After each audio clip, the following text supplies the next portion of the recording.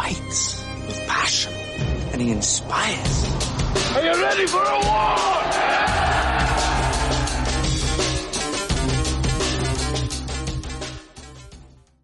All right, welcome back to From 8 Arbitration, the Monday edition.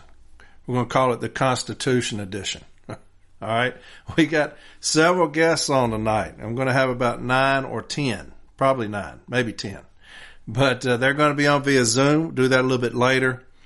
And so we're going to have a lot of people talking about what happened in this vote. And we'll have people talk about the COPs, where they were in attendance and challenged Brian Renfro at the mic. And I figured y'all would rather hear it from them than me because they were there and I was not. And so they'll be on as well. I'm going to have several people talking about things that they're implementing, Zoom meetings, letters being written, calling for resignation, and stuff that we've never had to deal with before. But because of the incompetence of our president and executive vice president and members of the executive council, people are starting to stand up, and that's what I've said all along. This is a Grassroots uprising. The city letter carriers had enough, and you can tell it on social media they've had enough. You can tell it on things that are going on as far as these votes that they've had enough, talking about the TA. And the city letter carrier has finally stood up, and so we're not going anywhere. This is just the beginning. You hear things now that you've never heard before as far as the constitutional amendments people are trying to put in, dealing with our president and his incompetence. You would have never heard in the past about taking the president's powers away. Nobody was ever concerned with that until this president, talking about he's got too much power. And so they want to make amendments to the Constitution that takes a lot of his power away. We've never had to deal with that before. That's never had to come up before. But because of this guy's incompetence and how he's portrayed himself as the king, the dictator, and turned our executive council into an oligarchy, like I said yesterday, we've never had to deal with it. Talking about taking the salaries away. We've never talked about that before. Never had to deal with that until this clown took over. Talking about taking years of terms away and splitting them in half. We've never had to deal with that before. But because of his incompetence and how utterly despicable he is in his position, the things that he does, is the king mentality. I like in Renfro, if you've ever watched the Hobbit movies, I know that's kind of a running joke on a lot of things, but I love the Hobbit movies, Lord of the Rings, The Hobbit. But if you remember when they came back and made the Hobbit series, Thorin Oakenshield was the king of the dwarves, and they finally got back to the mountain where the dragon was, and they went in, and the dragon was killed, and Thorin Oakenshield, do y'all remember what he got when he was in the mountain with all those riches? He got dragon sickness. Do y'all remember that? And it's a sickness that it comes about with intense greed and obsession. Now, there's no such thing as dragon sickness, but he got it. It was intense greed and an obsession of power. That's what our president has. He's got dragon sickness. He got in a position that he wasn't qualified for. He's not done anything to get it except kiss ass. And he rode coattails all the way up there. He was not a steward for any period of time. Has no accolades on the floor. You talk about James Henry, he's legendary, the things that he's done on the workroom floor and for the city letter carrier as far as arbitration. Renfro is the exact opposite. He has no accolades. He's got one arbitration to his name, and it was an emergency placement. He was a horrible Formal A. People in the business agent's office will tell you that. Education, when he taught, you talk to a lot of branch presidents, and they used to make fun of him when he taught. So he's the exact opposite of James Henry, but he got this position because he speaks well. He's a flute player, and so he's the Pied Piper. And they will follow this guy, the executive council, and others will follow this dude off a cliff if he tells them to, because he's a flute player. He is not a hammer. He is not blunt force trauma like some that are running for president. And so, he's a flute player that got a position he is nowhere near qualified for. And he got ruined by intense greed and obsession of power. And that's what's happened to him. That the power has gone to his head. And he does things that prove that point, stripping people's powers away from them. Anybody that's a threat. How he acts in front of people, belittling people, calling people bitches and ignorant and children. This is the president now of the union. How condescending he is towards those city letter carriers. You can tell he has no love for the city letter carrier. It's all about power and an obsession of power and intense greed. He's got dragon sickness. And so a lot of people ask why I do this, why I'm going after him so hard. First off, I feel obligated to do so. I want to go after management. And that's who I despise, is management. But I despise my union right now, who's in charge, and how my union is. I despise it. I want my union to be healthy again, and it's not. I want my union to fight, to win, and we don't. I want integrity back in my union, absolutely. I want honesty back in my union. I want transparency in my union. I want my union to love the city letter carrier. And all those things are absent right now. It's void of that. And so I'll keep doing what I do as far as going after my union until it's fixed. And it's not. These charges, the Constitution, how they did that is a perfect example of that. Completely despicable, like I was saying yesterday, what just happened. And we'll talk about that a little bit later. I want to read the charges to you, and then I'm going to acknowledge those. My mother always told me when I was growing up, she said, Corey, when you get in a position of where peer pressure is tempting you to do something wrong, always choose right. Always choose right. Peer pressure will always come for those that are surrounding you and they want you to do wrong with them. That's peer pressure. Doing things that you know you shouldn't do. That's peer pressure. If you're ever encountered with that, always do what's right. And I tried to do that. I never drank, never smoked, didn't do drugs. People did, people do. But to me, my mother instilling that in me, when peer pressure comes along, always do what's right. And so I'm going to acknowledge those that did right as far as voting on this Constitution and voting on the charges. Whether to go with the Constitution or go with the peer pressure and do what's wrong. I'm going to acknowledge those that did right.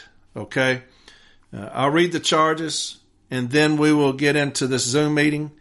And so I think y'all enjoy it. Got some great people going to be on there, but I wanted to give my 2 cents before it started. My union is sick right now. It is ill right now. And I've got a president who has dragon sickness. He's obsessed with his power and his position and greed. And we're going to vote his sorry, childish ass out in 26. A lot of people are going to get things attempting to do that before then.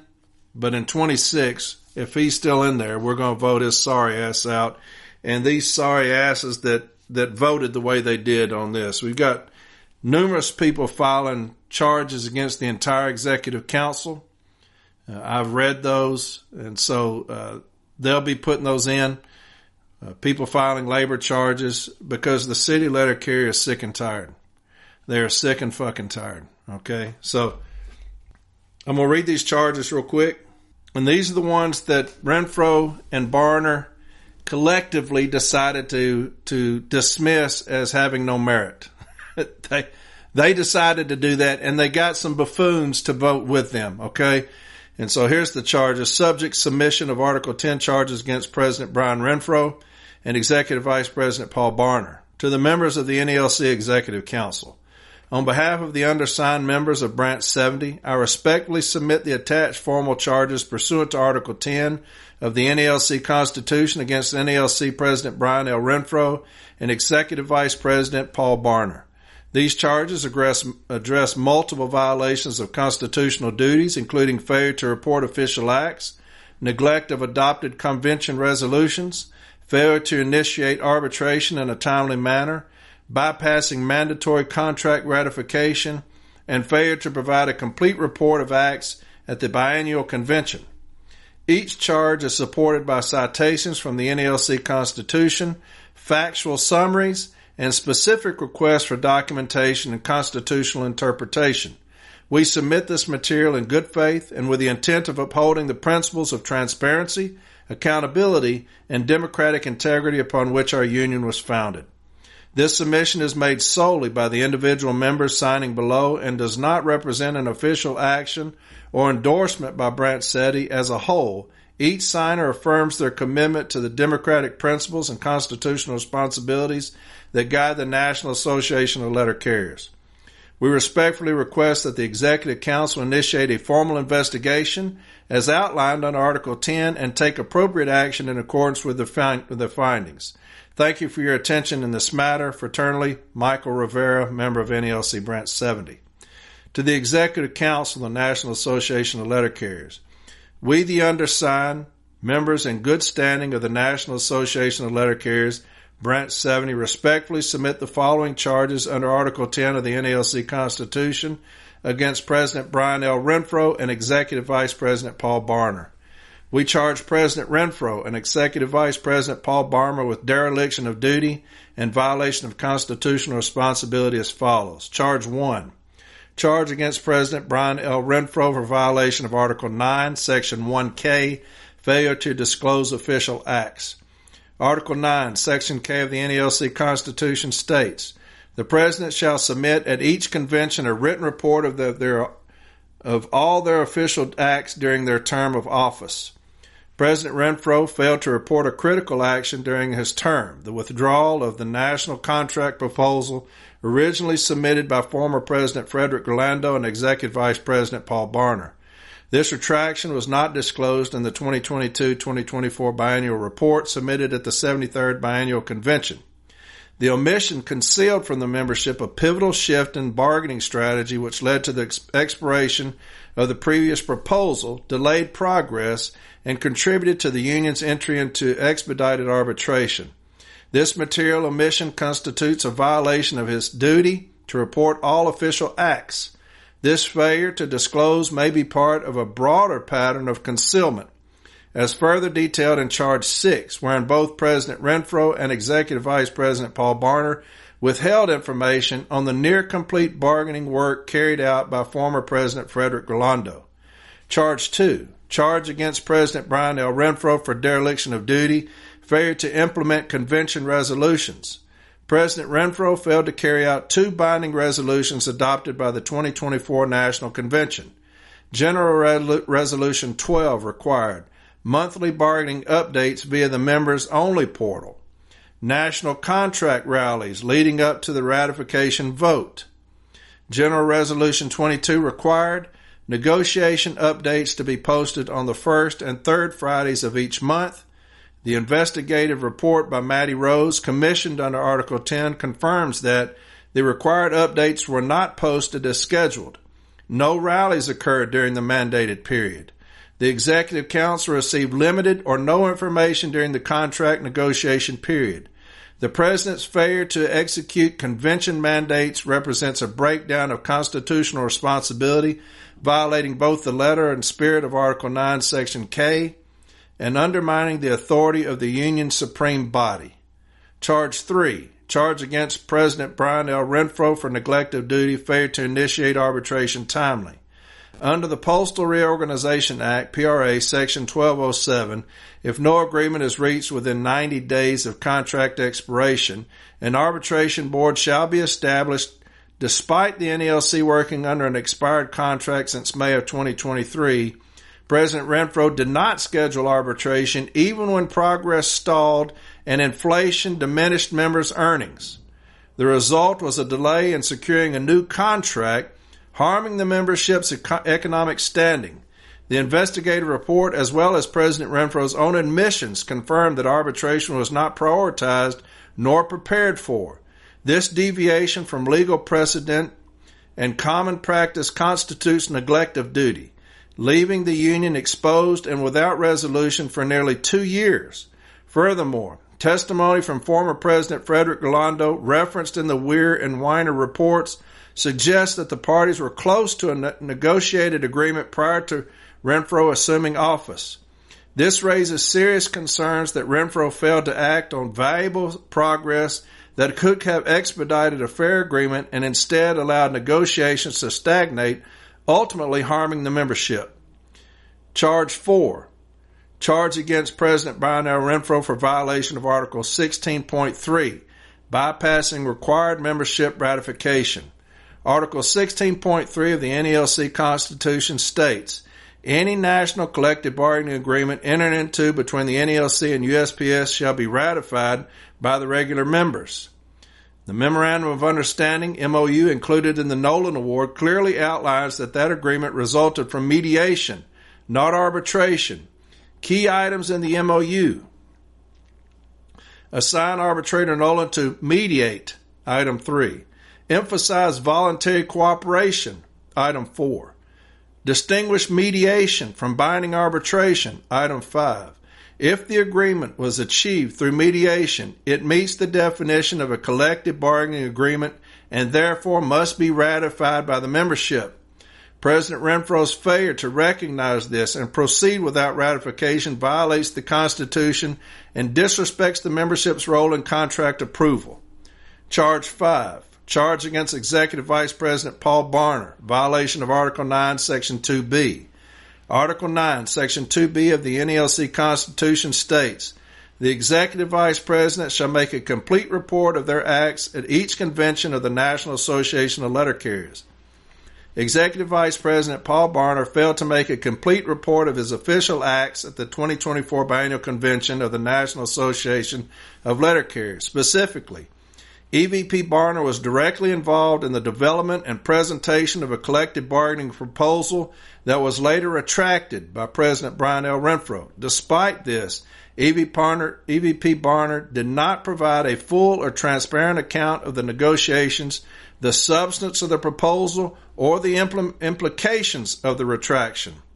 This omission constitutes a neglect of duty and a violation of his constitutional obligation under Article 9, Section 2B, which mandates that the Executive Vice President make a complete report of their acts at each convention.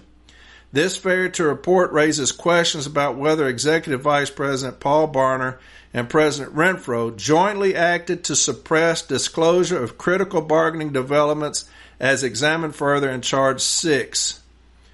President Brian L. Renfro and Executive Vice President Paul Barner for collusion and concealment of collective bargaining progress, violation of the oath of office and Article 10, Section 1. NELC Officer Oath of Office, Article 9, Section 1. I do solemnly pledge on my honor that I will faithfully observe the Constitution of the National Association of Letter Carriers. I will faithfully perform all the duties of my office. I will harm no member and see no member harmed if I can prevent it. Article 10, Section 1 of the NELC Constitution. Charges may be preferred against any officer of the National Association of Letter Carriers for violation of the Constitution or for conduct detrimental to the best interests of the association or for violation of official duties. We charge that President Brian L. Renfro and Executive Vice President Paul Barner engaged in coordinated concealment of critical information related to the statutes of national collective bargaining negotiations developed under former President Frederick Rolando. This concealment constitutes a willful violation of Article 10, Section 1 of the NELC Constitution and a breach of the oath of office, which binds national officers to harm no member and see no member harmed if you can prevent it. Testimony contained in the Weir and Weiner reports confirms that according to former President Rolando, the NELC and USPS were near agreement on the terms of a negotiated collective bargaining contract prior to his departure. This progress was never disclosed by either President Renfro or Executive Vice President Paul Barner following the leadership transition. Neither officer has provided a clear record of what progress had been made, whether the prior agreement was continued or abandoned, or whether the membership's interests were weighed in that decision.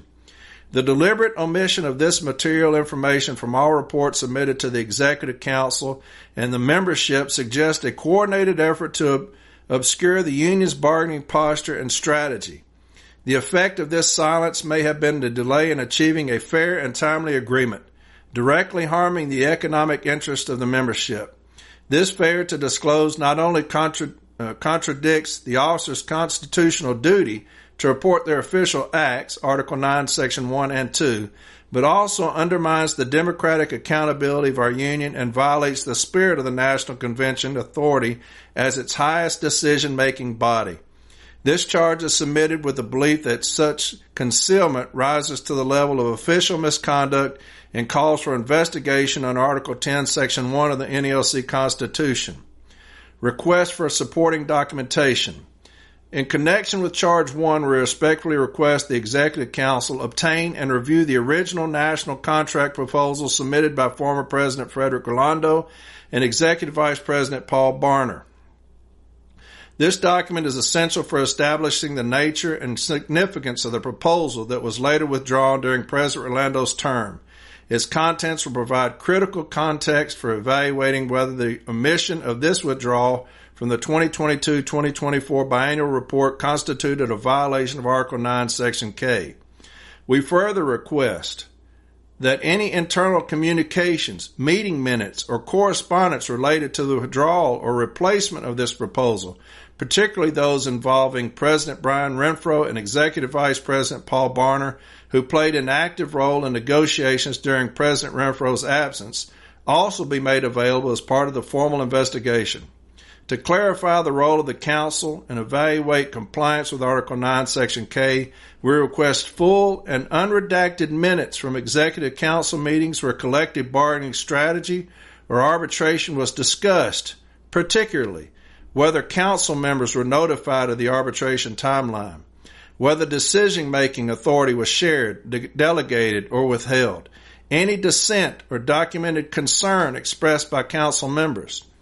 To evaluate Charge 4, we request clarification of whether the agreement was treated as the product of arbitration or mediation, as the MOU language, Item 5, distinguishes these processes.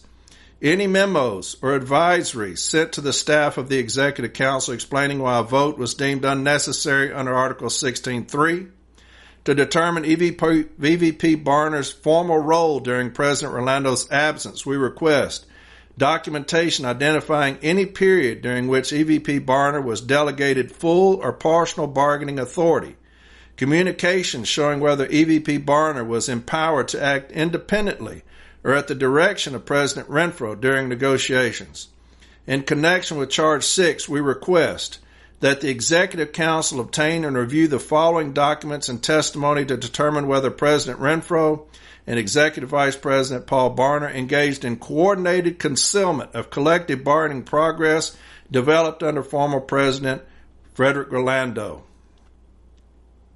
All written or electronic communications between Frederick Rolando, Brian Renfro, and Paul Barner between March 2023 and July 2023, specifically concerning the status, substance, or near completion of the 2021-2023 contract negotiations, any transition briefing materials prepared for by or presented to President Renfro and or EVP Barner summarizing the status of collective bargaining upon Rolando's departure from office, statements or testimony submitted by former President Rolando to the Weir or Weiner investigative bodies, including any claims that the NLC and USPS were near agreement in a final contract, internal memos, meeting notes, or council briefings referencing a decision to discard, delay, or suppress disclosure of the progress previously made in collective bargaining, any communications between President Renfro and EVP Barner discussing whether the prior bargaining work should be continued, acknowledged, or concealed from the Executive Council or the membership,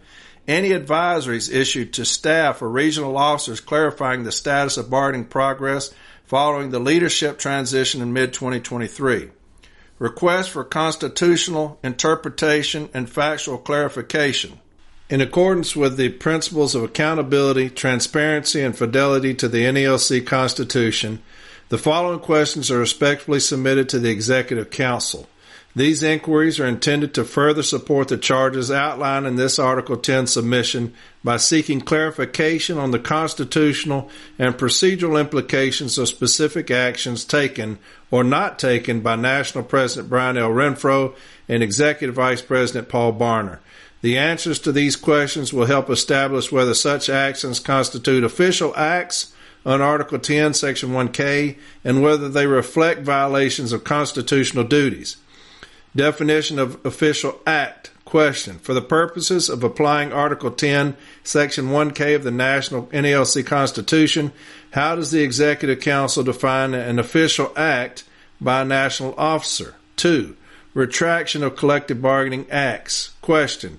Are all acts related to national collective bargaining, including the retraction of prior negotiation proposals initiated by former President Frederick Orlando and Executive Vice President Paul Barner, considered official acts under Article 10, Section 1K of the NALC Constitution? 3. Neglect of convention resolutions 12 and 22. Question. Did President Brian L. Renfro fail to act on resolutions 12 and 22, thereby violating Article 10, Section 1K, and reinforcing the allegations made in Charges 2 and 3? 4. Lack of full report by EVP Barner. Question. Given that President Renfro retracted the original collective bargaining proposal developed by former President Orlando and EVP Barner, was Executive Vice President Barner obligated under the Constitution to provide a full report of those negotiations at the biennial convention? If so, why was no such complete report provided? 5. The omission of Orlando's negotiations. Question. If a former president testifies that negotiations were close to completion and incoming national officers failed to disclose this to the Executive Council or membership, does that omission constitute an official act under Article 9, Section 1K and Section 2B, respectfully? If so, does coordinated silence between national officers meet the threshold for collusion or conspiracy? These questions are submitted in good faith with the intent to ensure a comprehensive and constitutionally grounded review of the charges filed under Article 10 of the NALC Constitution. Request for action. These constitutional violations are not procedural oversights, but actions and omissions with serious consequences for the democratic integrity and transparency of our union. We respectfully request that the Executive Council conduct a formal investigation in these matters and proceed in accordance with the disciplinary procedures outlined under Article 10.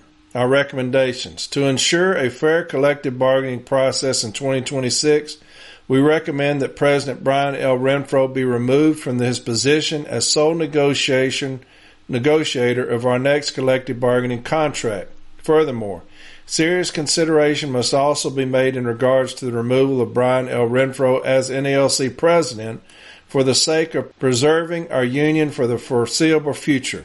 We also recommend the removal of Paul Barner as NALC executive vice president and as a negotiator in the next collective bargaining contract, respectfully submitted, and then they have the undersigned.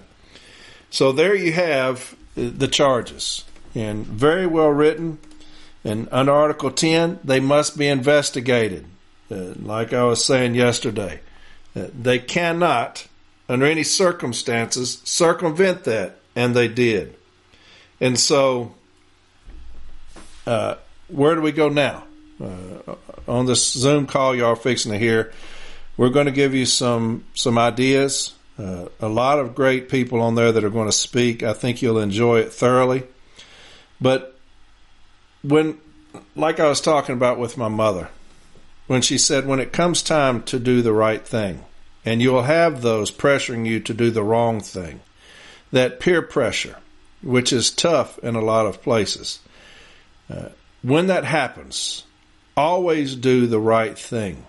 And take the ridicule and the abuse that you'll take under that peer pressure. And y'all know what I'm talking about. Y'all have been in school where peer pressure is tough to go to parties and do certain things, you know. And so, if that was your thing.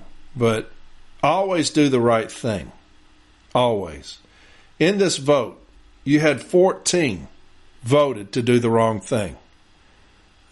Voted to violate the Constitution, which is reprehensible. to violate the Constitution because your president told you to do so. You had 11. Stand up to the peer pressure and say, hey, at the end of the day, we have to do the right thing, whether we want to or not, whether we want to protect this president or not. We have to do the right thing here, and the right thing is to go by the Constitution. So those 11, I thank you. And I'm going to thank them. Okay? I'm going to thank these 11.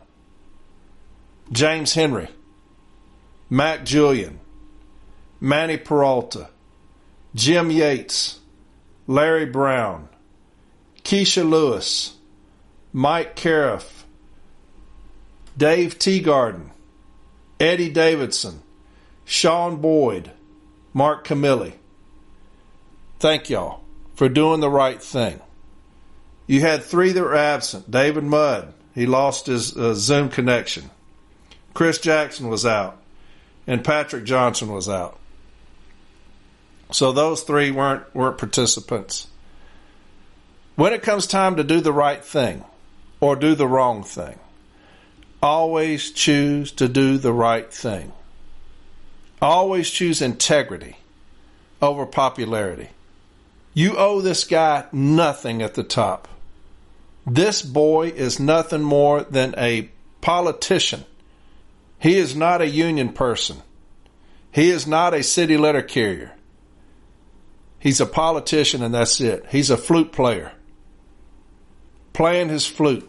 And you have those that are enamored, the 14 that are enamored with that flute playing, that refuse to do the right thing. So to those of you who said, I'll do the right thing, in the face of this peer pressure, in the face of my peers who have their hands raised up to dismiss the charges without following the Constitution, for those I say thank you. As a city letter carrier representing city letter carriers, I say thank you for that. One more time.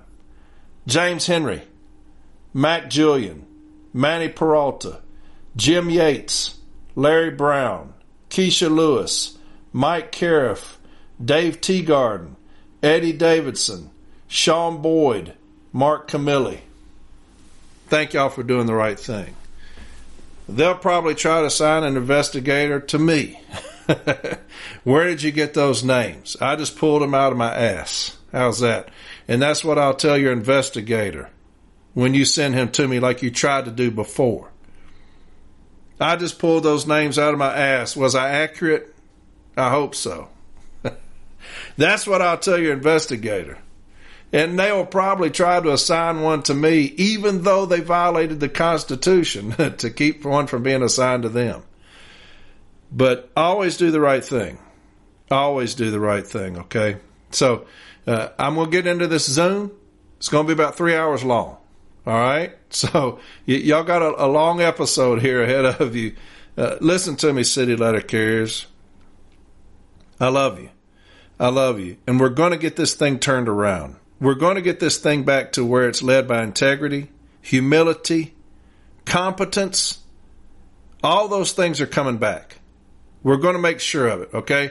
This vote coming up in 26 will be overwhelming. It will be unlike anything they've ever seen. That TA was nothing. The TA was nothing. We're going to get this thing turned around. To those of you who decided to violate the Constitution, you can kiss my ass. You can kiss all of this ass for what you did. Completely reprehensible what you decided to do. To violate the Constitution of the NALC, the only checks and balances we have as someone who files charges against y'all, to determine that y'all be the arbiter of charges against yourself. It's completely ignorant.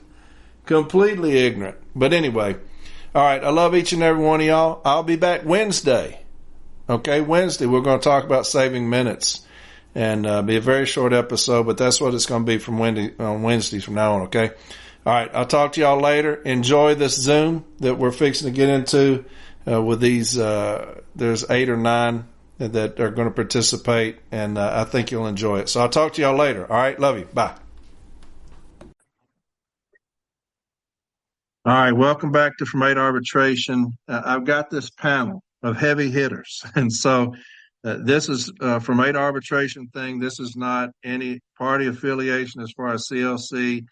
It's anybody involved with representing city letter carriers. And I went out and got people that I know were engaged at COPs, at any kind of rap session, as far as the Constitution, the charges go. And so I went out, contacted several members so that y'all could hear from them exactly what transpired in some of these meetings. And I'm not going to speak a whole long time because we've got several. And so I've got Melissa Rakestraw. I talked about her the other day. Now, if y'all know her, she's a Spitfire. And so she is definitely a friend of the city letter carrier, and I think the world of her. We've known each other, well, since I started doing this podcast, basically. I've been to Chicago a couple of times, and we've spoken. I think the world of her, so I definitely wanted her to come on and tell what happened, what transpired at the COP when she got up and challenged the president. So, Melissa, you with me? I'm with you, Corey.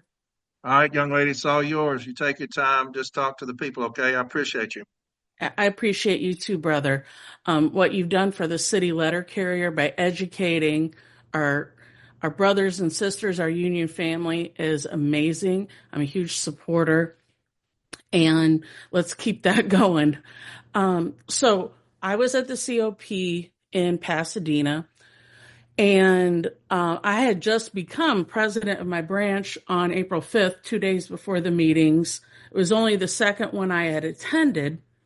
And I listened to the national president filibuster for a couple hours about different things, and he finally opened it up to allow us to give questions. And a couple of people went forward to the mics and characterized the agreement as a mediation.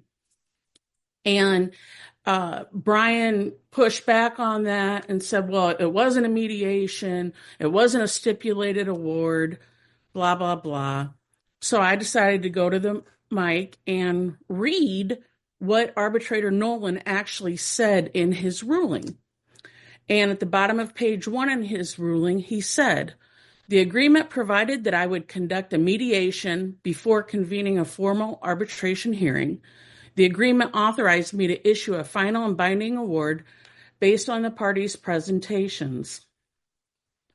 At the bottom of page 3, he said, the mediation sessions took place in Washington, D.C. on March 17th and 18th of 2025. Both parties were represented by counsel and fully presented their positions. Each party insisted firmly on its own position, but both worked professionally and cooperatively to reach a fair outcome.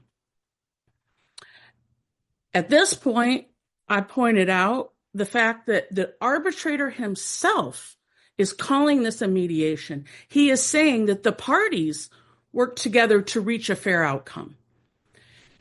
And right after I said that, the national president leaned into the mic from the podium and yelled, that's a lie, more than once at me. And I made the point, I tried to make the point as he was trying to shout me down and shout over me. I said, I'm just reading what the arbitrator actually wrote. So are you calling the arbitrator a liar? Are you trying to call me a liar? What is your point here? And he's like, well, I never said that. I never said that. That's a lie. And the reason I bring this forward is because of the fact that if it was a mediation and a stipulated award, and it was an agreement between the two parties, then it should have went back before our membership for a vote. This was not an arbitrator making a ruling, because he said on March 17th and 18th, the 2 days, by the way, that the parties actually met, those were the only 2 days they met. He called it a mediation session.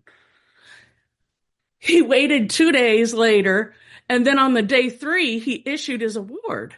Now, as an arbitration advocate, like Corey and a few other folks on here, I think we all know The arbitrators don't issue their awards in 2 days. And that's just on a regional level, let alone a national tentative agreement. He had to have simply cut and pasted what the parties gave him.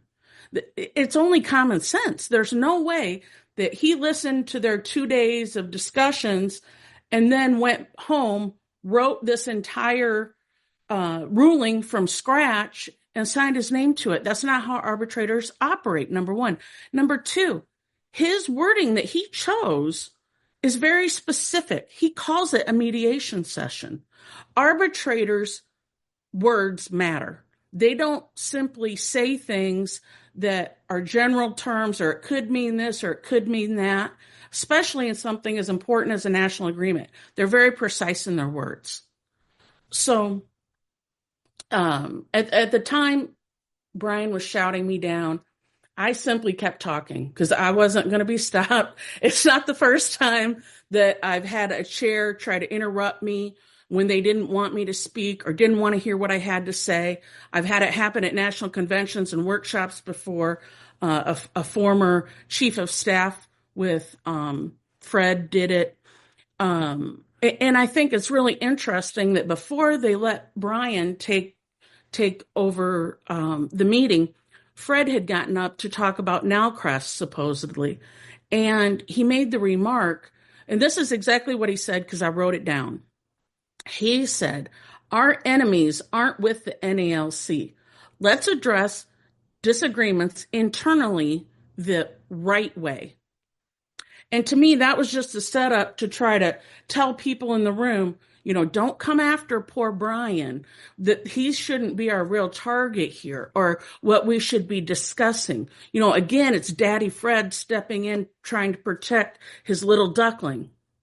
And it was we were lectured from the chair before this and routinely throughout the 2 days that we should not be disrespectful, that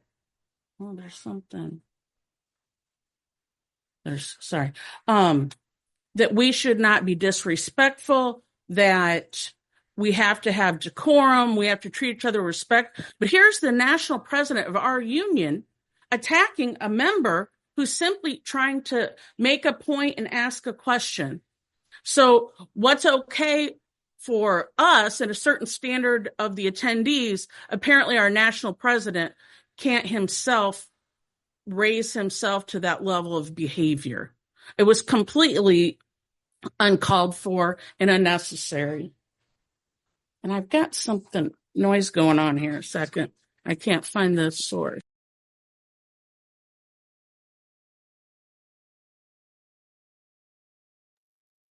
David, do you want to say something? Yeah, I'm piggybacking on what Sister Rakestraw said. So in this COP thing, there's a president of the COP, and she's constantly, doing the same thing Fred was doing and what Sister Rakestraw said here. This is her house, and we're to be respectful, and, we're to have decorum, and we're to treat each other with respect. She's also, and I got no issue with this, but she was one of the leading advocates for the women's empowerment movement here within the NALC. Okay, yeah. She was, all over Brian getting this up and running, and kudos to her for doing that. I have absolutely zero problem, with that happening. I certainly believe, some different groups within the NALC have to work much harder than just your average, person like myself to get where they have to go, and that's not right. So they're at a disadvantage. That individual sat there and allowed the national president to berate, Sister Rakestraw, and never once stepped in and stopped him from doing that. It was clear as day. And this is the same, chair that's telling us in the COPs there's to be no audio, no video, no picture recording. And then there's some of us sitting in there who are very, savvy for a bunch of old guys in social media. We're watching, the establishment, and I'll call it out. Branch 36 is posting pictures, on their social media pages. So, we have had issues in past COPs where an individual posted a simple picture, just like Branch 36 did. And again, the chair got up there and berated, these people for doing that. Yet when the establishment does it, the chair of COP's got no issue. And that's the issue I got. Listen, call a spade a spade. We're all in leadership positions. We cannot be hypocrites, when we're doing this stuff. And that's exactly what, this turned into, unfortunately, in Pasadena. And unfortunately, that's what the COP, has turned into. You had a couple, which I find comical also. You had a branch president get up there and talk about, hey, look, I don't want to argue with anybody. I don't want to argue with anybody. This is the same guy on social media jumping on everybody's page, including my own, trying to start, a firestorm on your own personal social media page. Look, man, save your hypocrisy, for your own closet, because it ain't flying with this guy, and I'm sure it ain't flying, with the rest of the folks that are on this call right now. But I wanted to point that out because I thought it was extremely, unfair of what President Renfro obviously did to Sister Rakestraw, and then the chair of COP did absolutely nothing to stop it or enforce the rules that she's telling us that we need to abide by in that forum. Yeah, what's funny? Corey, yes, sir. And I want to second what David is saying here. And as a resident officer of the NLC, although I was not in the COP sessions, I was at the COP. And I am just ashamed to hear that type of behavior, particularly from our top officer, occurred. Unfortunately, it's not a situation where it is in dispute that what occurred. And the fact of the matter is that when we're in leadership, we are held to a higher standard. Just like how we talk about management on the workroom floor is held to a higher standard than what the letter carrier is. And you've heard me say before on other podcasts, how can you clean the pig and be in the mud with it? Even if he felt that he was justified in what he was saying, there was a way that it needed to be done. And it is not to be berating anybody. You cannot have the moral authority to say anything when you're engaging in that same type of behavior. And the reality of it is to the second point that Dave was making here, is that when you see something and you don't stand up for what you believe is right, you are as wrong as the wrongest self. And whether it was the chair, and particularly those that are responsible for moderating that meeting, that should have never occurred. Decorum always is in place. Professional courtesy is always in place. But it seems to be just that when it's beneficial to whatever side that is speaking. And so on behalf of the NLC, President Rickshaw, I apologize for you because that should not have occurred. And this is one of the reasons why we are in this position where we're talking about here. And you hear Corey speaking more often than not about dignity and integrity and character, those things that seem to be characteristics or traits of a bygone era. But those principles still apply because the reality of it is that it informs how you move. And this is why we have these issues that we have now. This is why we have such a swell up of people saying that this is not acceptable or what's going on. This is not a matter of individuals disagreeing with, say, a decision or some memo that was out there.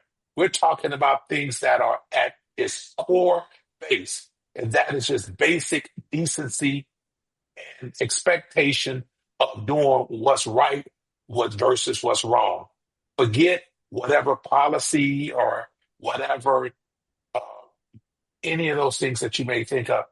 Right versus wrong is what's at hand right now. And it was wrong as two left shoes for anyone to speak to you that kind of way and anyone else. And if we, as right here on this meeting, standing up and saying that, hopefully it'll prevent or at the very least minimize that from her occurring again. Thank you, my brother. James. Can I James? follow up on that a little bit, Corey? So absolutely. I want to thank Dave and James for your support. And I'll just let folks know, and the other people that were there can confirm this. I didn't call Brian out of his name. I didn't insult him. There was no rude remarks made toward him or directed toward him. I did not call him out of his name. I did not curse at him. None of that. Not that it wouldn't be justified, quite frankly, with the way he's conducted himself, but I did none of that. And I give Ricardo Guzman, Brother Guzman from Branch 70 in San Diego, credit, because when he came to the mic after that, he called Brian out on his nonsense and said, who are you to call anyone else a liar with the way you've behaved and the lies you've told again and again and again to the membership? So I appreciate that. And I'll also say that, you know, the NALC can put together a caucus or a program to develop women in leadership. Definitely needed. I support it. But when the leader of your union and the head of your union is talking down to women, screaming at women, calling women names, and that's in a public meeting, we've got a problem. And on top of it, we've heard again and again his inappropriate and disrespectful behavior of women in meetings that are outside the officialdom, right? Whether he was intoxicated or not, it doesn't make you someone who would call women names, call them out of their names, talk down to them. But that's how he operates. And you could see that obviously when I called him on the carpet and called him out, it triggered him. And I think it particularly triggered him. The woman was speaking to him in that manner and was challenging him. And did he ever come down on the floor? Brian's known me for a long time. He knows me. Did he ever come up to me and say, you know what, Melissa? Hey, I just want to apologize. I got a little carried away. I'm sorry about it. No hard feelings.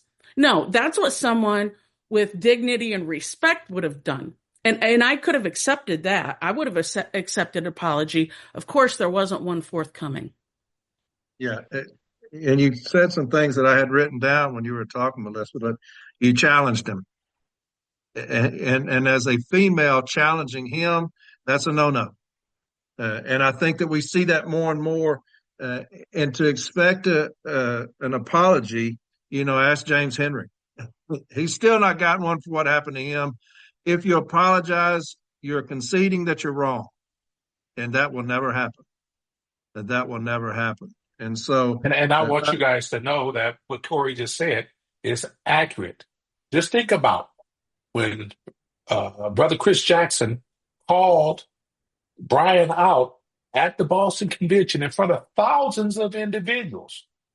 The average person, just by the mere fact of appearance, at least want to have the appearance of looking like you right or have some decency to yourself. He refused to say, I apologize or I'm sorry. And so here it is again, says history repeats itself. Yeah. That is character based. That is character based. And so again, like I said, on behalf of the NLC, the rest, I apologize because that should not happen whatsoever to not just you, to anyone, and particularly when you are standing up for what you believe in and are asking legitimate questions. So it's one of these things that we just have to contend with, and the membership is going to be the final say. We often talk about the membership rules supreme. Well, that theory is going to be really put to test here in 2026. Yeah. And so, Melissa, I appreciate you more than you know. I appreciate your strength, your commitment to the city letter carrier, your devotion. You're a proud member of the Shithouse Lawyers. And so, yes, sir. Reporting for duty. And so you may be the poster child for that. I think we passed the bar at the same time for the Shithouse Lawyers. And so absolutely. I know you carry that proudly around with you, but I think the world of you. I have. Ever since I met you the first time, I could tell your strength and your passion for the city letter carriers, and that's all I want for my union, is that passion for us, that love for us, that we are sorely missing right now.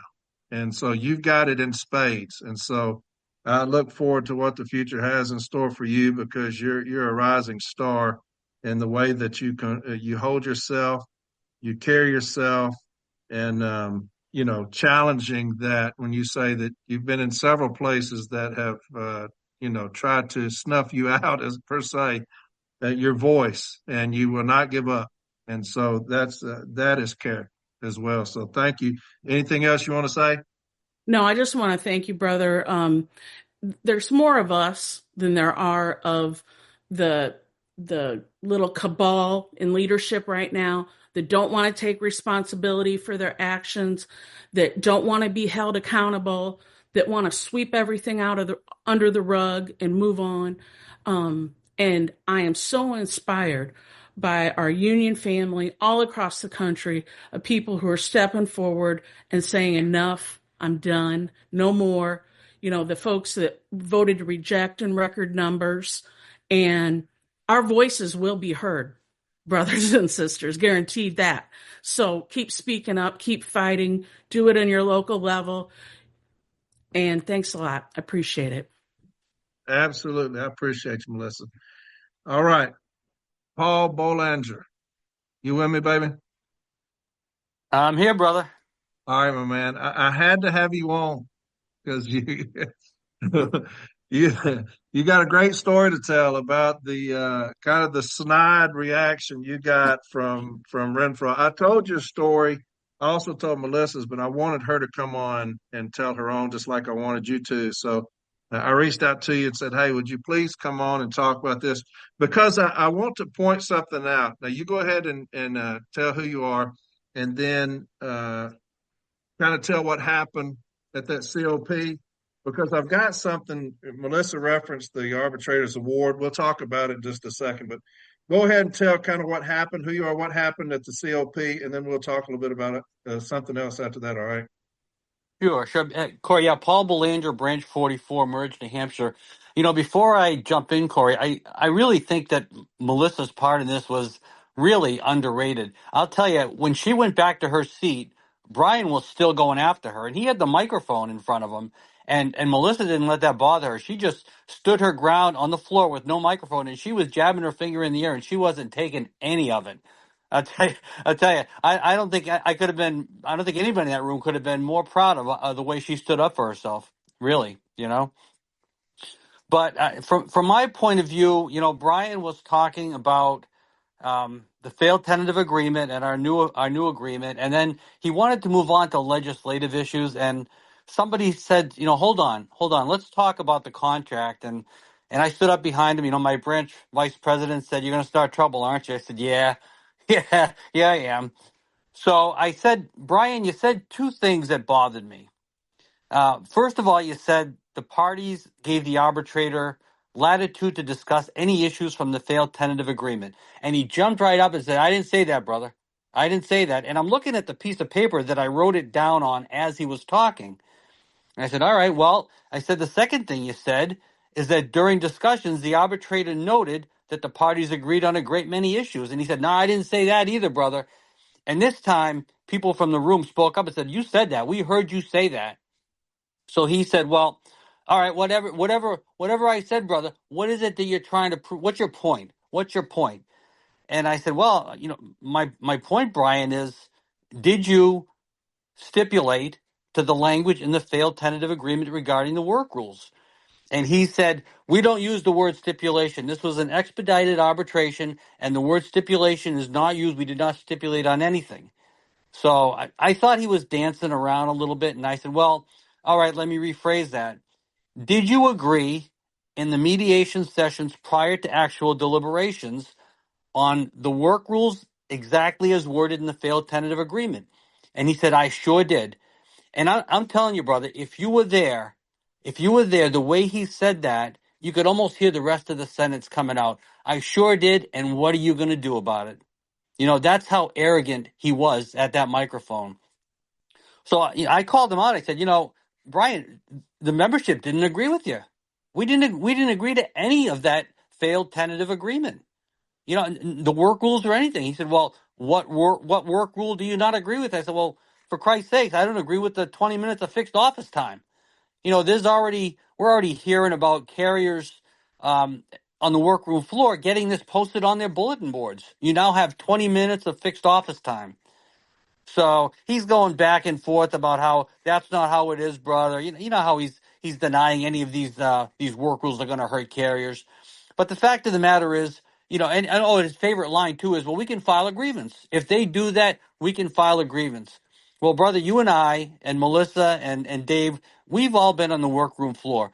We can file a grievance once a letter carrier is harassed and intimidated and degraded by management, but that doesn't make the harm to the carrier go away. We can try to bring the supervisor to justice, but these carriers are going home with this. They're thinking that I go to work and my boss thinks I'm not doing a good job. He keeps telling me I'm not meeting my expectations. What am I doing wrong? You can't enjoy your personal life when you go to work and you're getting beat up by your boss and you're not doing anything wrong and your own union doesn't have your back. And I don't understand that. I don't understand how he is so detached from the workroom floor that he doesn't see that these things hurt carriers. I mean, another thing is the unlimited overtime. If carriers work 13, 14, 15, 16-hour shifts, that's hurting us.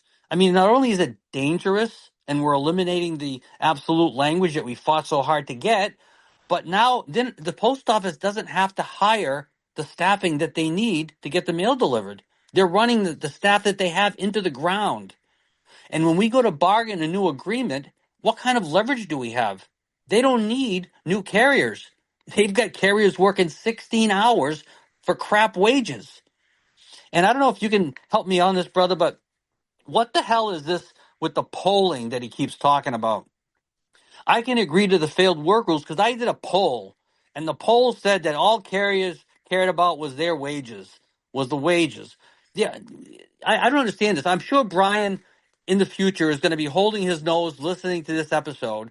And if he is, I'm going to ask him right here on your podcast, Brian, if I were to tell you that you need to negotiate three things in your life, you need to negotiate your life savings, all the money you saved, your house, and your car. You need to negotiate those three things to keep those three things. I think everyone's going to agree the car comes in third place. Does that mean I can come to your house and steal your car? Yeah. Can I drive it? Can I drive it to the end of the road and just set it on fire because it's number 3? That poll means nothing. If there's 3 things that are important to you, 10 things that are important to you, like they were in the tentative agreement, everything is important to us. Just because we put a number on it doesn't mean you can shove it up our ass and put it through in this new contract. I mean, it's just ridiculous to me. And I know I got so much to say, Corey. I just take your time. Take your time.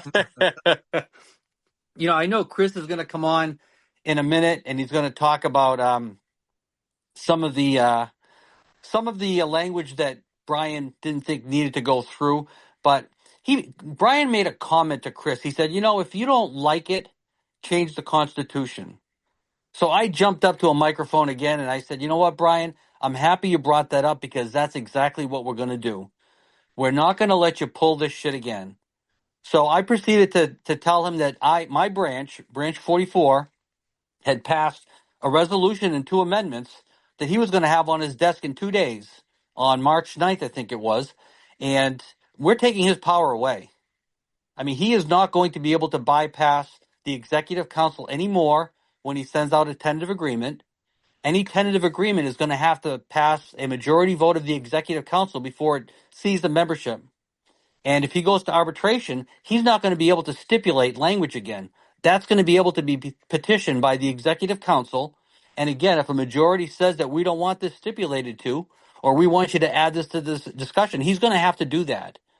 We need checks and balances, brother. I mean, right now, I don't know if you guys are thinking about the worst possible case scenario. That's what I go through my day doing. But right now, Renfro, in this next contract, he could cross out every single pay scale that we have, every single wage chart, and say that every carrier is going to make $10 an hour. He could put that in a tentative agreement and mail it out to the membership, and there's nothing in the Constitution that stops that from happening. And then, I mean, this is going to be a historic no vote, right? 100%. Nobody wants to make $20,800 a year. We'll be marching in front of his house. It doesn't matter. He's in charge of what goes to arbitration too. That $10 an hour is what we're going to have for a salary. If somebody like Renfro or somebody in the future, if somebody in the future decides that they're going to do something like that and betray us, we've got no checks and balances. We are screwed. This is a punch in the face that we had coming to us, in my opinion. And I think that, there's going to be a meeting tomorrow night, I think, to try to expedite some of these amendments and resolutions and getting to the workroom floor before the next contract's negotiated. And I think it's a great thing, brother. I think we really need to get some changes. Yeah, I think Richie Ray's going to talk about that. But Paul, here's the language where you got him, where you're talking about the stipulated contractual modifications. And he didn't want to say that, but you kind of got him when he said, I sure did. Again, like with Melissa, you challenged him, and he does not like that, especially when you put things in his face, like you're saying, no, you said it. And then everybody said, no, you said it. Well, you've triggered him already because he is the alpha. He's the king, and he's not going to be challenged. But here's and I've read this before on my episode, is the arbitrator's ruling, and it's on page 20, other provisions. Except as otherwise indicated herein, all contractual modifications in the TA, and that's the most important part, in the TA shall be included in the new contract. When he said in the TA, we shot down those contractual modifications in the TA when we voted that TA down.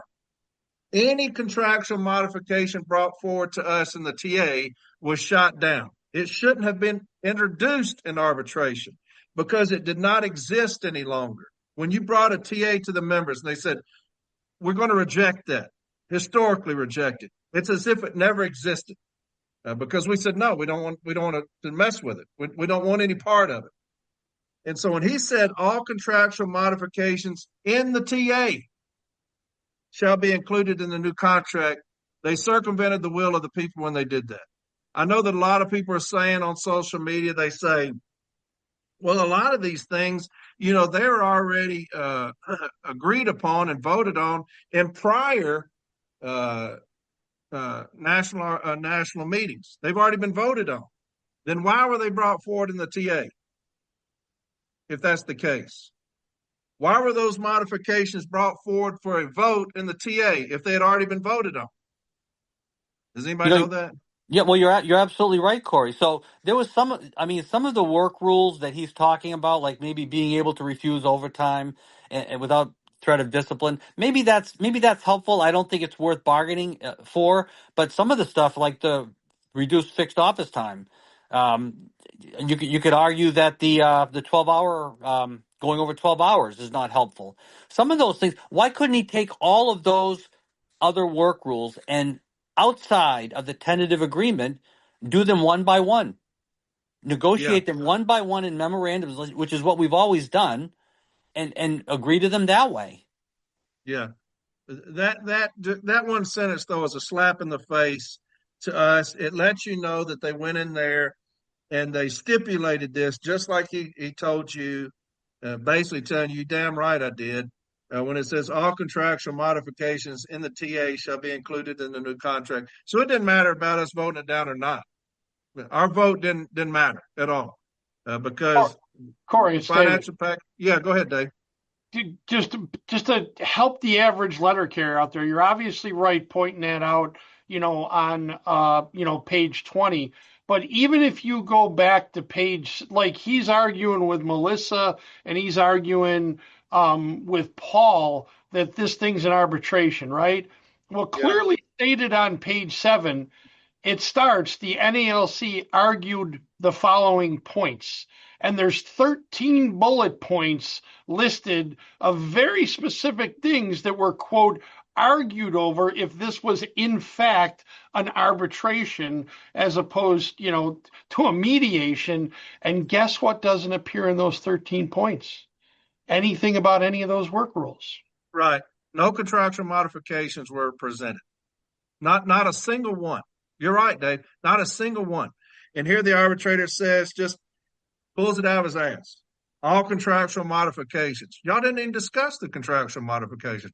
I think the arbitrator was very wise in how he wrote this decision, like Melissa was saying. Very wise how he wrote this decision, because he took all the blame off of him. And he said, hey, look, this is a mediation. This is a mediation between these two for 2 days. I'm going to issue this award in 3 because it was a stipulated award. Anybody that does arbitration knows that's a stipulated award. Paul got him to acknowledge part of that as far as the work rules, when he basically says, well, you're damn right I did. And so I agree. One of the best points Paul made was the catastrophic decision to take the caps off the 12 and 60. I don't think that people understand the sheer catastrophic disaster that's awaiting with that. When you talk about you're going to underpay the city letter carrier, the CCAs are underpaid, the carrier's underpaid, and then you're going to take caps off so you can say, hey, you can compensate or you can support your income by working an unlimited amount of hours. You can just work yourself to death. We're not going to pay you a living wage, but we'll let you work 18 hours a day if you want to. That's twofold. It's extremely dangerous. And again, I don't know why Manny Peralta didn't raise hell, and he may have. He may have just told Manny to go to hell, but that and the staffing. These small stations, you're going to have 2 carriers, 3 carriers that are working all these hours, 18 hours a day. You will never, ever get another route put in there. You will never get another carrier put in there, because they're going to say, hey, if we start working 8 hours, they're going to have to put 2 routes in this station. Then we're going to lose all of our overtime. You set us up for failure with that, complete failure. And it's somebody that's not worked on this floor for any period of time. That's the TA that he wrote. It's somebody that's not been on this workroom floor, that doesn't do what we do, talking about the reduction in fixed office time. Hell, we've been through hell and back with these memos, with the times on the memos that he put on there. You should have taken that as an example of the catastrophe that was to come, was saying that we're going to reduce the fixed office time. How could you not see that coming? And it's already, like Paul said, people putting things up on time clocks and things saying, hey, 20 minutes fixed office time. Y'all need to get out in 45 minutes now instead of an hour. How you didn't see that coming, man? All of this pisses me off, because it's somebody who went into negotiations per se, if that's what you want to call it. And we had nobody in those negotiations that was on the carrier's side. Our union went in with management, and we had no representation during that TA process, during that mediation process. We had both people, to me, that were on the same side. And that's how I feel. There may be people disagree with me, but the carriers were not represented in that meeting, in those negotiations. To me, basically, it was 2 management officials telling us what we were going to take. And we said no, and they said, bullshit, you're going to take it anyway. We're going to go to expedited arbitration where there's no record of it, and y'all going to take the TA anyway. And that's kind of what happened. Paul, I'm running all over you, brother. Keep on going. No, you just told me something that made me think of a good Easter analogy, Corey. It took 3 days for our failed tentative agreement to rise from the dead. Rose up, baby. We just didn't get no Easter egg. We just didn't get no Easter egg hunt with it. They just shoved it up our ass. That's right. And may I add something to this as well, is that one of the overriding themes, or recurring theme, I should say, has been this lying that we absolutely point out. And so you have 2 types of lying that's been going on here consistently. This overt lying, where people pee on your head and try and convince you it's rain. And then the lying by omission. Now, taken, for example, when it was pointing out about this 1260, the devil is in the details here, is that, yes, we already had the absolute terminate your tour by the national award. There was no reason whatsoever that even needed to be on the table. What we should have been arguing at very minimum is that because management's chronic failure to comply, that we want them to have a right to refusal. We didn't have to get the right to refusal in exchange for lifting the 12 60-hour limitations. But the devil in the detail comes down to this very simple fact here, is that even though, as you aptly pointed out, Corey, that we can compensate, supplement your income by allowing you to work these inordinate amount of hours, is that, and the response from Brian is that, well, you don't have to worry about getting disciplined anymore. Well, once they go ahead and agree to waive that 12, 60 hours, there's a sentence that says that they are now agreeing to work any and all hours that the management has assigned them. So you have now opened this Pandora's box. So what happens when this carrier does say, you said a right to refusal? Well, that only goes up until the 12. You can right to refuse up to the 1260. But once you waive that right, now you're back where you started from scratch one, because now you are required to work any hours that management gives you. And what happens when that carrier, what do you think is going to happen when that carrier says, no, I don't want to work 20 hours? Well, you waived that right when you said I'm going to work over 1260. And you don't think that failure to comply or failure to follow instructions is not going to come into play? Of course it is. And then the other checks and balances that once you get excess of that 1260 hours that you have waived, they say that don't count towards equitability.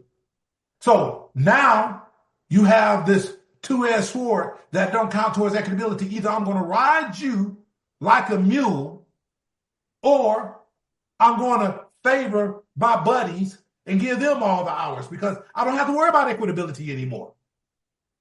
Those kind of things that come into where this is where experience come into play. Being able to have a global view of what's going on. And in my view, there was no global view here. And when you're talking about when I think what Mr. said here that somebody that they don't understand why they don't see it. Well, people either do or don't do things for one or two reasons, either because they don't know or they don't care.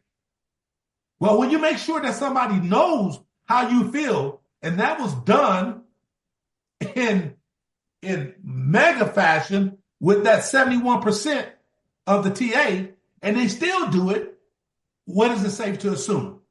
It's because they don't care.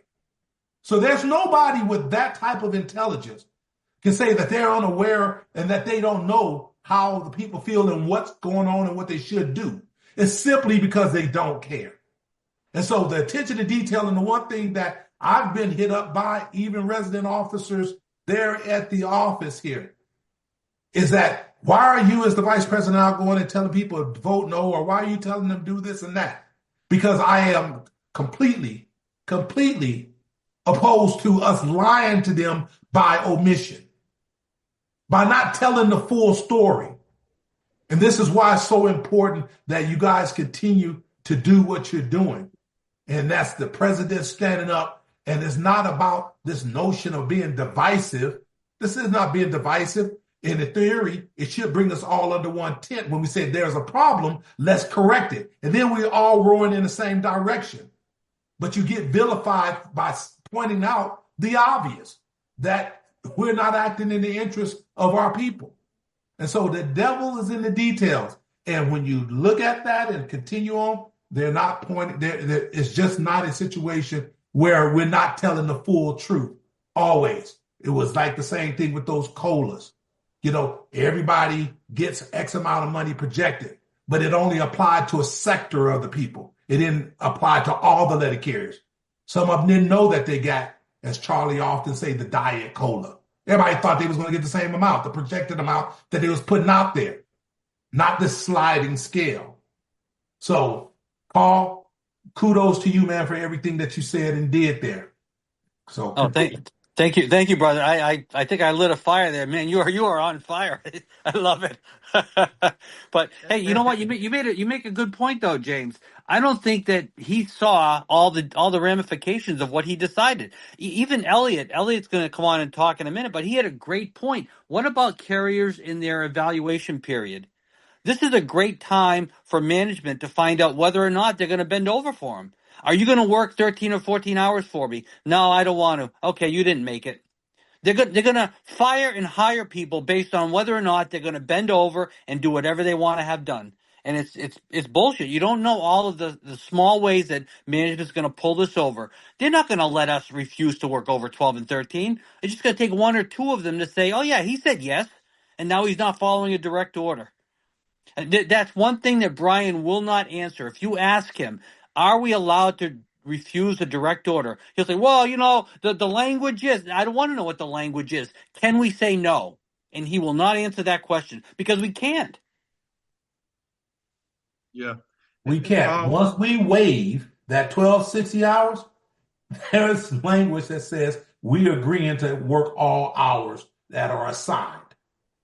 And I directly challenged him, to use your word, Melissa, on that very point. I said, what happens when these carriers say, well, I thought I was waiving my 12 to 6 just to work the 13 hours or 13 and a half or 14 to help you out. But now I come back and you give me an extra 2 hours. And you want me to do 16 hours? You want me to do 17, 18 hours? You want me to show back up here at 7 o'clock in the morning? Or whatever the case may be? That ain't been told.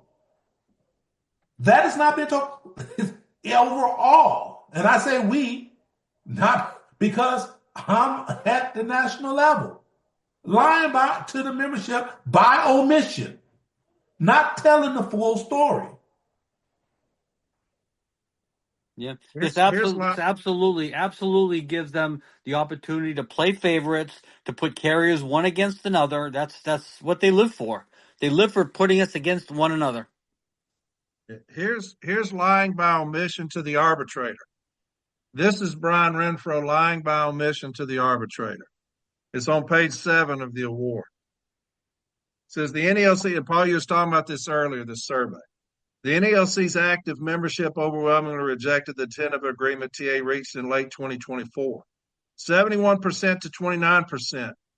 In a post-vote poll of active members by Hart Research, 85% of no voters indicated that higher general wage increases than the 1.3%, and it goes on.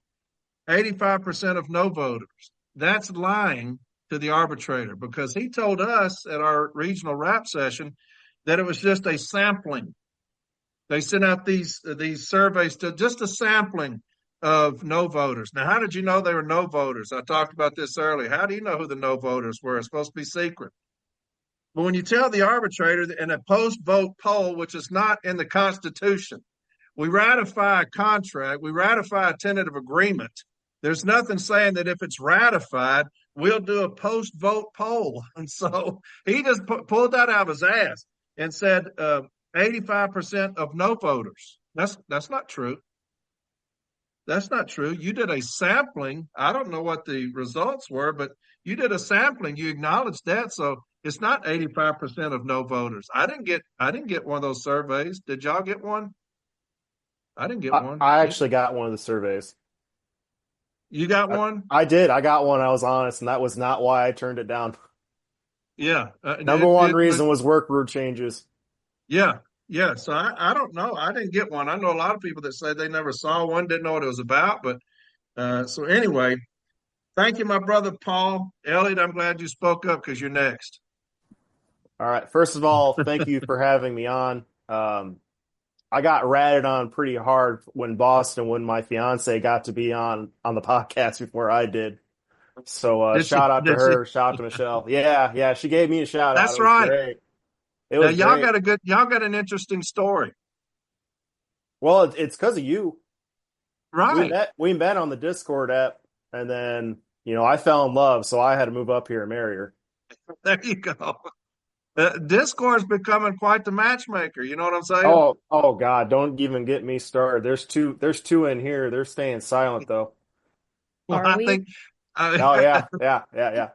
No, shout out to the Discord, by the way. If you're not in the Discord, get in the fucking Discord. We got a lot of killers in there. That's what we're there for. We're there to learn. If you got shit you want to share contentions, please come in the Discord and please help. We got thousands of people in there. We got thousands of people in there ready to kill. That's what we're there for. We're ready to beat some ass. I love my Discord ass, people. right? That's right. So you had an experience at rap session. It's taken the internet by storm, and Well, so I had two interactions. I'm just going to be brief on the one because I was angry even before Renfro even got there. I got into it with an ex-NBA who was trying to tell people to not defend carriers when they make a stupid mistake. As in, they didn't wear their seatbelt and they got caught not wearing the seatbelt. He actually posed the question, would anyone here defend that carrier? And I was the only one that said, fuck yes, I would. You know, we got MBAs and facilitators trying to deter people from filing grievances, and to that I say, fuck off. We should be filing more grievances, not less. That's completely. When you sent me that, I was pissed for hours. Yeah.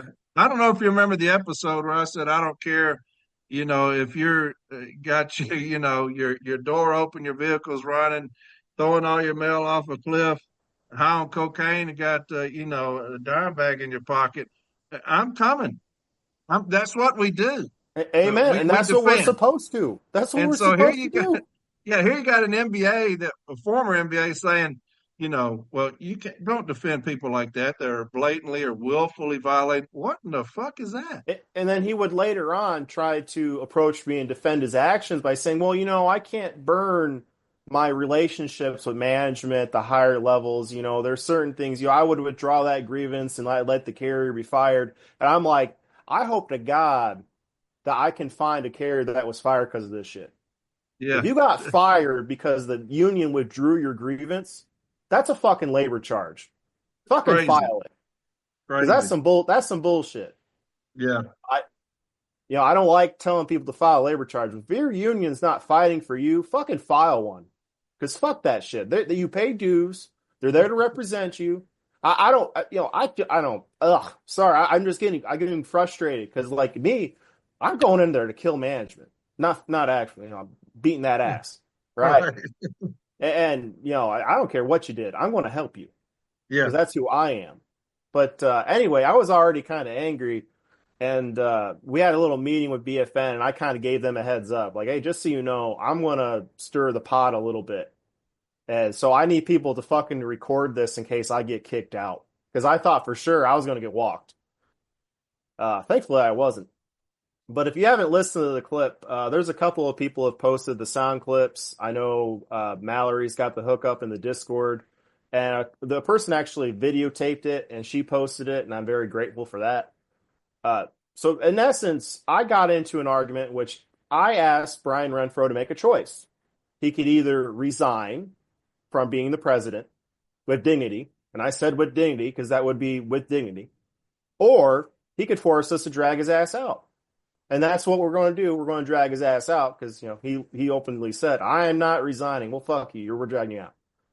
But we're going this little back and forth about what he did wrong. And I started the conversation with 70% of us told you fuck no on that agreement. And you told 70% of us too fucking bad. We're doing this shit. And he tries to say, that's not what happened. I'm like, that is what fucking happened. You had this TA, you made a backroom deal with fucking management, shaking management's hand like that fucking former NBA. And say, hey, I'm going to do this shit, but we got to force it through. How are we going to do this? Oh, we'll do this through mediation. I'm sorry, arbitration. I don't want him calling me a liar. But yeah, that's a shout out for you, Melissa. But and then he's trying to defend himself, saying, well, these are all resolutions. And I'm just like, well, what can you prove to me these resolutions? It's just like a charge letter of management. I get all these charges on here, and they get listed all these ELM provisions. Well, I want copies of the ELM provisions. I want copies of these resolutions that you're claiming. He didn't fucking have them. Why wasn't he prepared? I don't know why he wasn't prepared.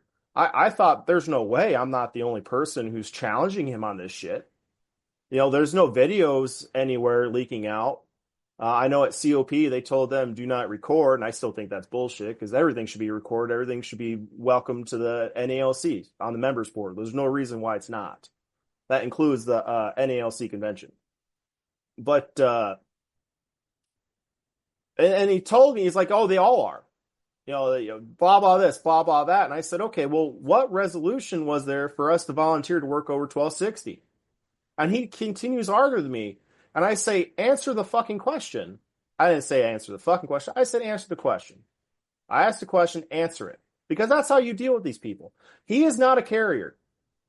He is a politician. He is not a steward. He is a politician. Every time I watch TV and there's a couple politicians talking and they always go around the question, I always want to sit there and yell at the prompter, tell them to answer the question. Because I asked a question, I should be getting an answer, not a runaround.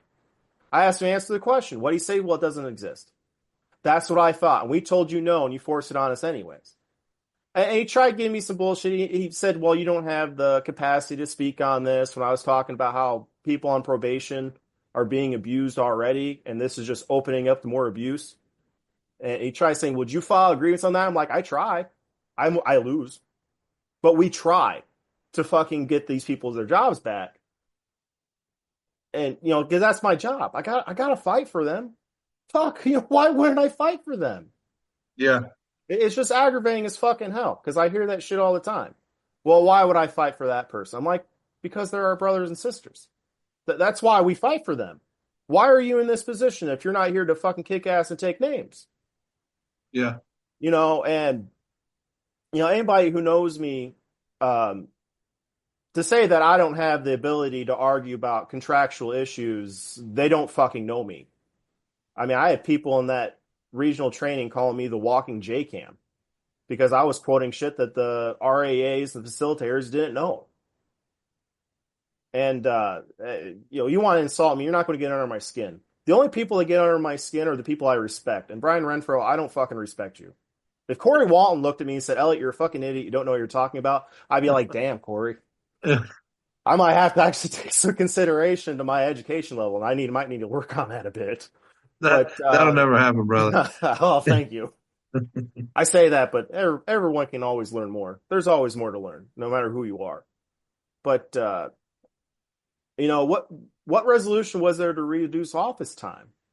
What is there one? No, there isn't one. What resolution was there for the 16-7 for annual leave? Now, there's probably one in there for admin leave, like what we were told was going to be in there.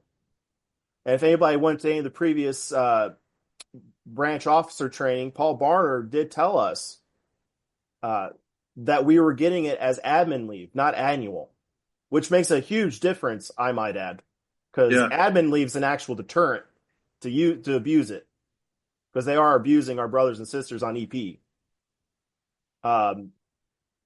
It's just, he doesn't understand what he's doing. He does not care about us. He only cares about one thing only, and that's getting reelected.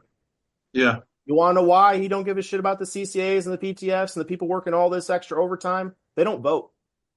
We need them to vote. Yes. We need to start pulling our brothers and sisters, especially the new ones, to meetings. We need to get them prepped. We need to start educating them. I had a sister the other day. She's been on the job for 5 years. She had no idea that 85F was even a thing.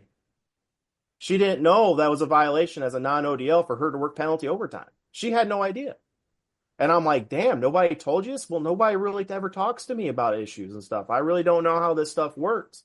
And I'm like, this is a shame. So I'm gonna educate you. I want to talk to you every single day I can. I'm going to teach you as much as I can, because I want you to be better at this than I am. There's absolutely no reason why our carriers don't understand the basics of Article 8, don't understand the basics of their Weingarten rights, don't understand the basics of discipline. There's absolutely no reason why these people don't know this. We should be going out of our way to teach them this.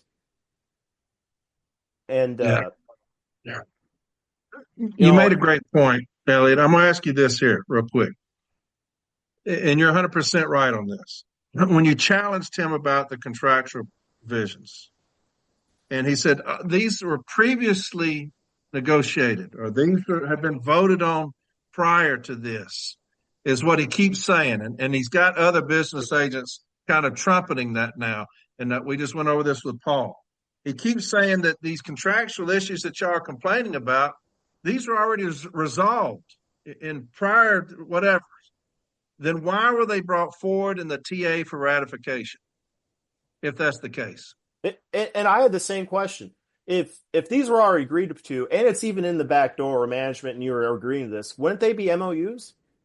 Yeah. Why are they being put into the agreement? Yeah. Why were they brought forward in the TA for ratification? If they're brought forward for the TA for ratification, then obviously they weren't agreed upon because we just voted them down in the TA. Right. You put them in there. 70% of us said no to this shit.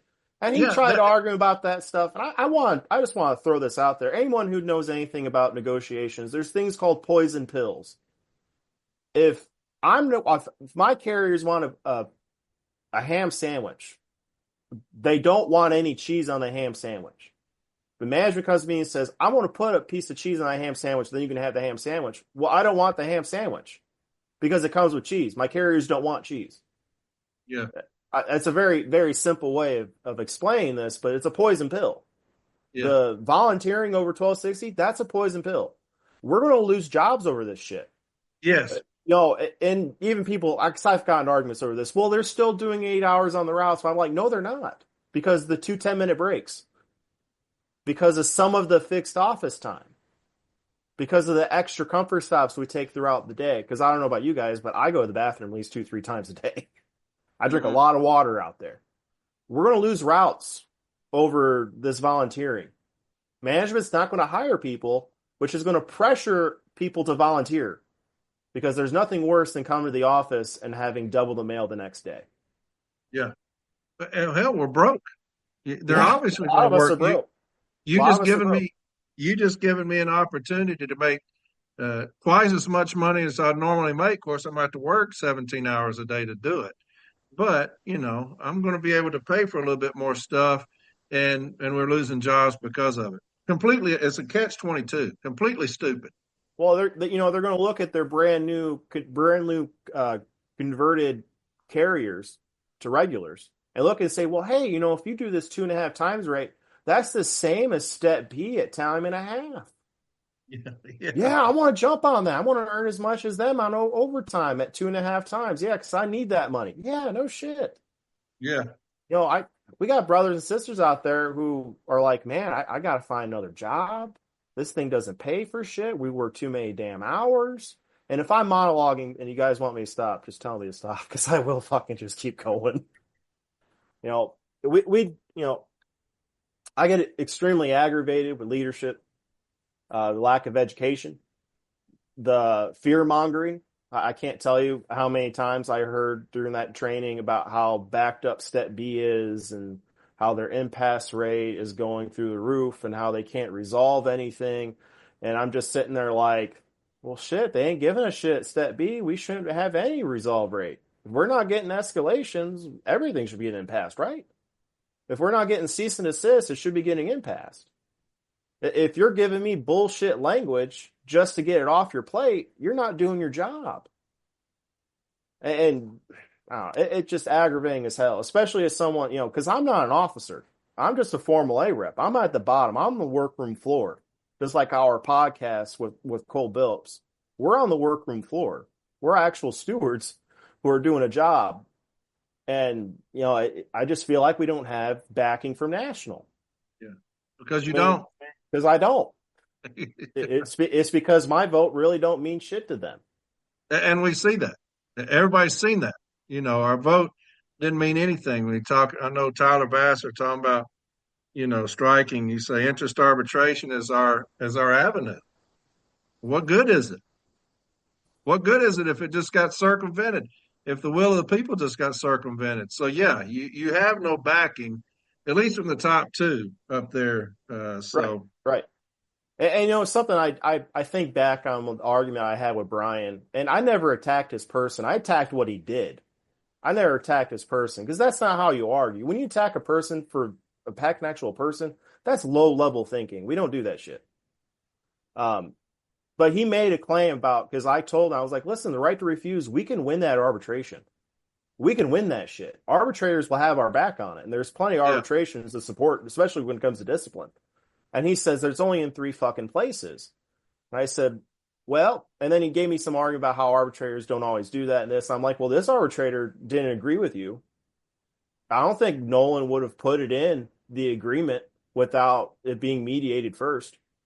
So you're right, Brian. Arbitrators wouldn't give us that shit. Yeah. So you forced it upon us anyways. Yeah. Well, it's either an absolute or it's not.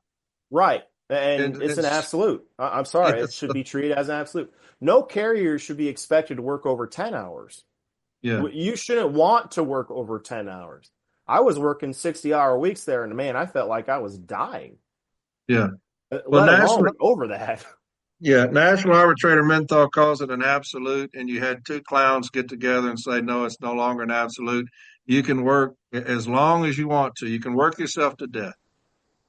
And all I could think back to is all the advocates and stewards and Formal A's who worked their ass off to get the higher escalations on the 85Gs. Yeah. Who worked their ass off for cease and desist on 85G and then worked on those non-compliances. Because congratulations, Brian, you took all those work hours and threw them away. All down the shitter. Now. They don't mean all shit. Down the shitter. Yeah. Yeah. Yeah. Oh, well. Well, all right, my brother. Elliot, I appreciate you, my man. I know that I appreciate you're not second, but we're going to have to do this more often. Oh, we should. We can have a little rage session. Yeah. Well, I get angry. You can ask Cole Billups. I get pissed. Well, for somebody who don't curse, I don't mind you cussing. Okay, so. Well, that's good. A lot of people do, apparently. All right, so we got next. We have my main man, Mr. Christopher Reed, the original OG, the gangster from Kona. I want you to come on. Now we've made it through 1, 2, 3, 4, 5, 6, 7. We've made it through 3 of our 7 in an hour and 20 minutes. So this is going to last till 1 in the morning. But, sorry about that. No, you're fine, brother. Because I'm gonna talk. I'm gonna talk just as long as you do. So, Chris, I want you to come on because you did have an interaction in L.A.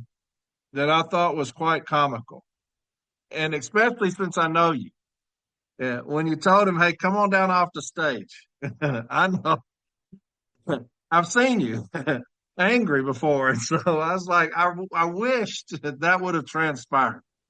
But anyway, I want you to come on, and you have a little bit of insight into one of the charges that were brought forward, and so just kind of get some clarification on that, even though you didn't write it. And so, my brother, it's all yours, my man. Have at it. Thanks for having me, brother. Sorry for my voice a little raspy. I'm dealing with some allergies. We got the VOG here in Kona. Which is volcanic smog. But just a preface, I'm going to be referencing the Constitution, the NALC Constitution, specifically Article 16, Section 3, which states any national collective bargaining agreement entered into between the NALC and the USPS shall be ratified by the regular members who shall be non-supervisory employees in the Postal Service. So that's important because that's kind of what my questions President Renfro surrounded. So I got up. It was my first COP. Got up, went to the mic. It was actually funny. He was filibustering, so I thought he was trying to break Cory Booker's record, and so I actually ordered Uber Eats. And then right as he started taking questions, my Uber Eats picked up the delivery, and I had to hit up Brian Riggs from Las Vegas, branch 2502, and gave him my phone and my PIN to my phone and say, hey, can you meet this person out front? I got to go handle some business. And so got to the mic. It was Chinese food, by the way, which was great. Got to the mic and just asked them, is it appropriate for national officers to sign MOUs or memorandums of understanding with the Postal Service that conflicts with the NALC Constitution? He said no, and he had to throw it in there. I didn't violate the NALC Constitution. And I said, well, and I read off Article 16, Section 3, and I said, isn't it true mediation is subject to ratification through the membership? He goes, yes. And so then I go, so then we're getting into a little back and forth, and I was like, that's my point, is the MOU, identifies mediation, then interest arbitration. It had a process. Mediation first. If they couldn't come to an agreement, they're going to proceed to interest arbitration. And that MOU signed that's at the end of the Nolan Award says arbitrator Nolan will memorialize it regardless of which step it's reached. And then Nolan goes to identify in the tentative agreement or the stipulated award that mediation was conducted. And an hour prior to one, or maybe not an hour, but one of the first questions he took, he said, or he may not have even been to Q&A, he said mediation is a waste of time. And so I'm saying you took mediation, ratification from the process when you signed this MOU. And I was like, additionally, you said a little while back, you said mediation was a waste of time, but yet you somehow fucking figured it out on March 17th and 18th in 2 days. And then he goes, and then we start getting into it, start over talking each other. And, he said, don't act like a child.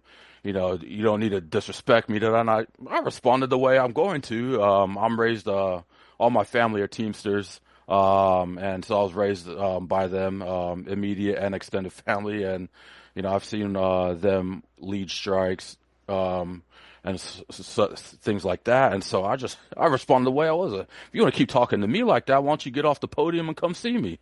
Come get some. And at that point, it's getting a little hyped up. People are booing, jeering and all this. And Antonia, the COP chairperson, if she takes to the mic and says I'm out of line, I said, no, his reasons are bullshit. It's clear. The Constitution states what it states. Any national collective bargaining agreement entered in between the parties shall be ratified. He stated when I questioned him, following the 60-day period, mediation, if they reach a tentative agreement during that mediation period, it must be subject to ratification by the membership. So signing this MOU was in clear conflict with the NALC Constitution, specifically Article 16, Section 3, when he took that away from the membership. And so, there's some back and forth, and finally I said, if you want to finish, go ahead, Renfro, because, and he goes, brother, I followed federal law. Congratulations, you followed the PRA, but that's not what was referenced. It was the NALC Constitution that was referenced. And then I knew I wasn't going to get an answer from him. He just kept saying, I followed federal law. I didn't violate the Constitution. According to him, it's plain and clear. He even stated mediation is subject to ratification. So then I just ended. I was like, I understand why you're doing what you're doing and all this, because because the potential of privatization is very much real, and especially with the current administration, what they're doing is federally illegal and against the Constitution. I ended it. Well, what's the difference between you and our current president in the White House? You guys are both doing things unconstitutional, and just kind of put the microphone in and walked off because he ain't going to give us a real answer. And it was sad to see. Yeah, here's the thing, and Melissa talked about this, but it was one of the charges that was brought forward against him is that mediation thing. But the arbitrator, like I was saying, was very clever. I don't know if he intended to do it to throw them under the bus, because it was such an important, it's interest arbitration, my God, between a major company and a major union. And so he said it, and we've said this a million times, the mediation sessions took place in Washington, D.C. on March 17th and 18th. There's nothing else after that. There is nothing else. The mediation sessions. And so what you're saying is 100% right. Anything that's come about in an agreement in mediation must be ratified. That's the Constitution. And so you're challenging on that. And so he ends up just saying, well, I followed the law. What? That makes no sense. That's not what I was referencing. Yeah, the Constitution is clear. Any agreement coming out of mediation must be ratified, must be taken to the members to be ratified. Part of the charge that they voted down, this executive council, talked about that very thing. About, hey, we had something come out of mediation. It should have been ratified. And, of course, they signed this MOU that kind of, that was in violation of the Constitution. To me, the MOU they signed when they said that any agreement that coming out of mediation and this arbitration is binding. But they don't have the right to assert the Constitution. It took it away. It completely took the power of the membership away. We had already said in the first ratification, 71% approximately said no. We went forward to it, and then they go to mediation again, and then this MOU just takes it away from us. And, one of the things that was very unfortunate with the executive council and the charges that Brother Rivera charged Renfro on, one being both Renfro and Barner, is my understanding is they based it improper because it somewhat mimicked Karras charges. It was similar in nature, even though there's nothing in the Constitution that allows them to do so. The disappointing thing was charge 4, which states charge against President Brian L. Renfro for violation of Article 16.3, bypassing required membership ratification. That wasn't brought forth by Brother Karras. That was not one of the charges, because when he filed those charges, the mediated award hadn't come out yet. And so for them to sweep that charge under the rug with the rest because the other ones mimic Karras charges, it's bullshit. That was a way for them to get rid of that charge, which I did. Brother Rivera, he's on the Discord as well. And when he brought it up, I said, if I were to file charges, this is what I would do. I would attack the MOU and Article 16.3 of the Constitution, which Renfro and Tulino took the right of ratification away from us. And it's just, for me, I represent NALC branch 5516, Kailua Kona. You were there. We're a small branch. We had 28 eligible voters, 22 voted, so approximately 79%. 100% of them voted that shit down. And it was a sad day to have to tell them this is what we got, and that we didn't even have a say in it at the end of everything. Well, they went into mediation a second time, and they mediated the same TA that we just voted down. So that's basically what they did. They went into a mediation with the arbitrator and mediated the same TA that we just beat the shit out of. And he references throughout it also, he referenced the Healy Award of 1978. I believe, you guys got to correct me, the president at the time, the name was Vaca or Vaca. And he talked, we did a similar process. Well, even if you did, they went beyond the mediated portion of that and actually went to interest arbitration. You can find it online through the mediated award. The MOU of it's on page 149 of that whole joint bargaining collective agreement. But also, Vaca's term as NALC president ain't the best to be really discussing and using as a precedence. He got that TA was voted down, and then he went to interest arbitration in a hybrid format. And after that term, he was voted out. He was one and done. So if he wants to compare it, congratulations. What's going to happen to Vaca? What happened to Vaca is going to happen to him in 2026. There's no doubt. There's no doubt that's coming. Yeah, and you saw it. I know that Barner was telling people that they thought that they would win it. It would be a very close margin, but they would win it. And I'm thinking then, if you barely win it, you're still going to lose. And it got trounced. And then he's going to reference the other person who had one that got trounced and got voted out.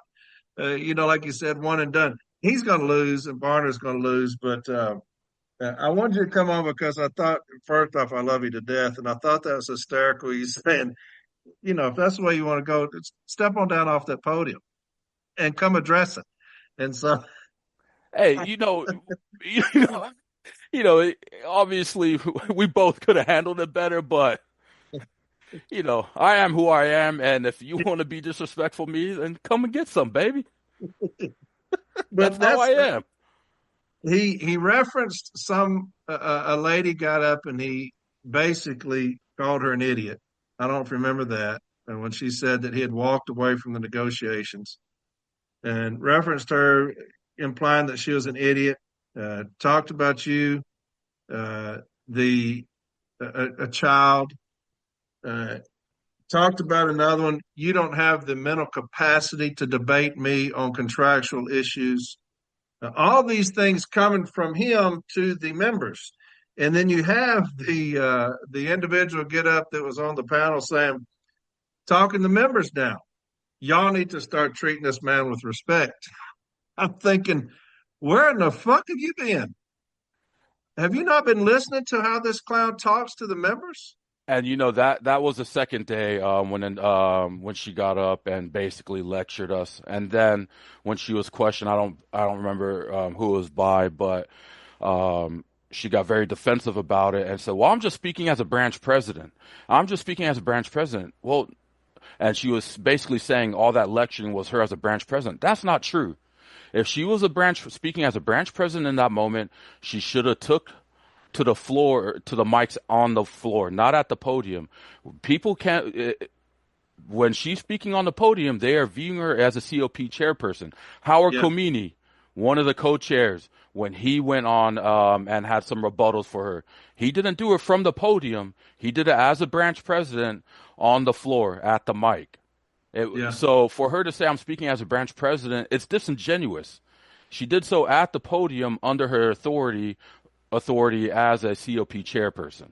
If she wants to do it as a branch president, do it like the rest of us. We got to get in line at the mic and say what we want to say as branch presidents. And then there was even more discord about, I came here to do this. Your memberships sent you here for this. Those individuals, and it's no disrespect to them, but they do not know why my membership sent me to the COP, why they funded it. It could be to get in Renfro's ass and quiz him about why he screwed us over. It could be to get to tell him to come get some from the membership. It could be any of those things. They have no idea why the branch sent me on behalf of them to have those discussions at the COP. I love you, my brother. Love you too, brother. I can't wait to get in there, man, and you and I hook up on some stuff. I can't wait to, brother. All right, my man. I got Richie Ray. Now, Richie Ray, something very specific from you. You are putting out some emails about a Zoom meeting tomorrow, and so I want you to go over that. I've got. I think Mallory's putting that Zoom link up on all my stuff. And so if you don't mind, just talk about the Zoom meeting, what y'all are going to be covering. And I think that it's very important. Several people are putting this up on social media right now. But, Richie, if you don't mind, will you talk about that for me, please, sir? But before I start with that, Corey, I just want to say something quick. I was at that COP, and I witnessed everything that happened. And when Melissa was at that microphone, that was the most disgusting thing I ever seen. Okay. Yeah. And I got to tell you, that's where fuck the red dot came from, because I could not go to that microphone to give him my piece of my mind. It was disrespectful. I never saw nothing like that. I've been going to COP since 2013, and I never saw anything like that. Brian Renfro is not a leader. He betrayed us. He betrayed our votes. He betrayed our voices. And I got to tell you, to all the members, that I told everybody that your vote meant something. Your voice meant something. Remember, we were betrayed, every single one of us. You got to stay in the union. You got to hold your ground. We were betrayed, and we're going to correct this. And it is what it is. The bottom line is, it is what it is. We're dealing with a piece of shit. And you know, I don't like talking about people like that, but that's the reality. So it leads up to this. Stephanie LaGreca from Branch 370 and President Jenna Moran from Branch 340 came up with an idea of trying to put together a request for a special meeting pursuant to Article 3, Section 2 of the NLC Constitution, and they want to host this meeting either in Atlantic City or Las Vegas in September of 2025. What they want to do is get all the presidents together, all the rank and file. I really don't know how this works. They're going to have a Zoom meeting tomorrow night to discuss it. with everybody, pick everyone's minds.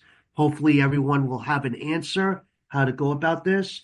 What they want to do is stop Brian Renfro from not to be allowed to negotiate our next national agreement. That's one of the topics. It could be other things. I'm not sure. This is a special meeting. I'm not a Constitution expert. I'm not going to sit here and act like I know what we're talking about. The bottom line is something's wrong and something's got to give here, and we need to do something about it, and we need to do things that we never done before. The bottom line is, I think what Stephanie and Jenna are doing is a great thing. We need the presidents. That's what we need. We need the presidents.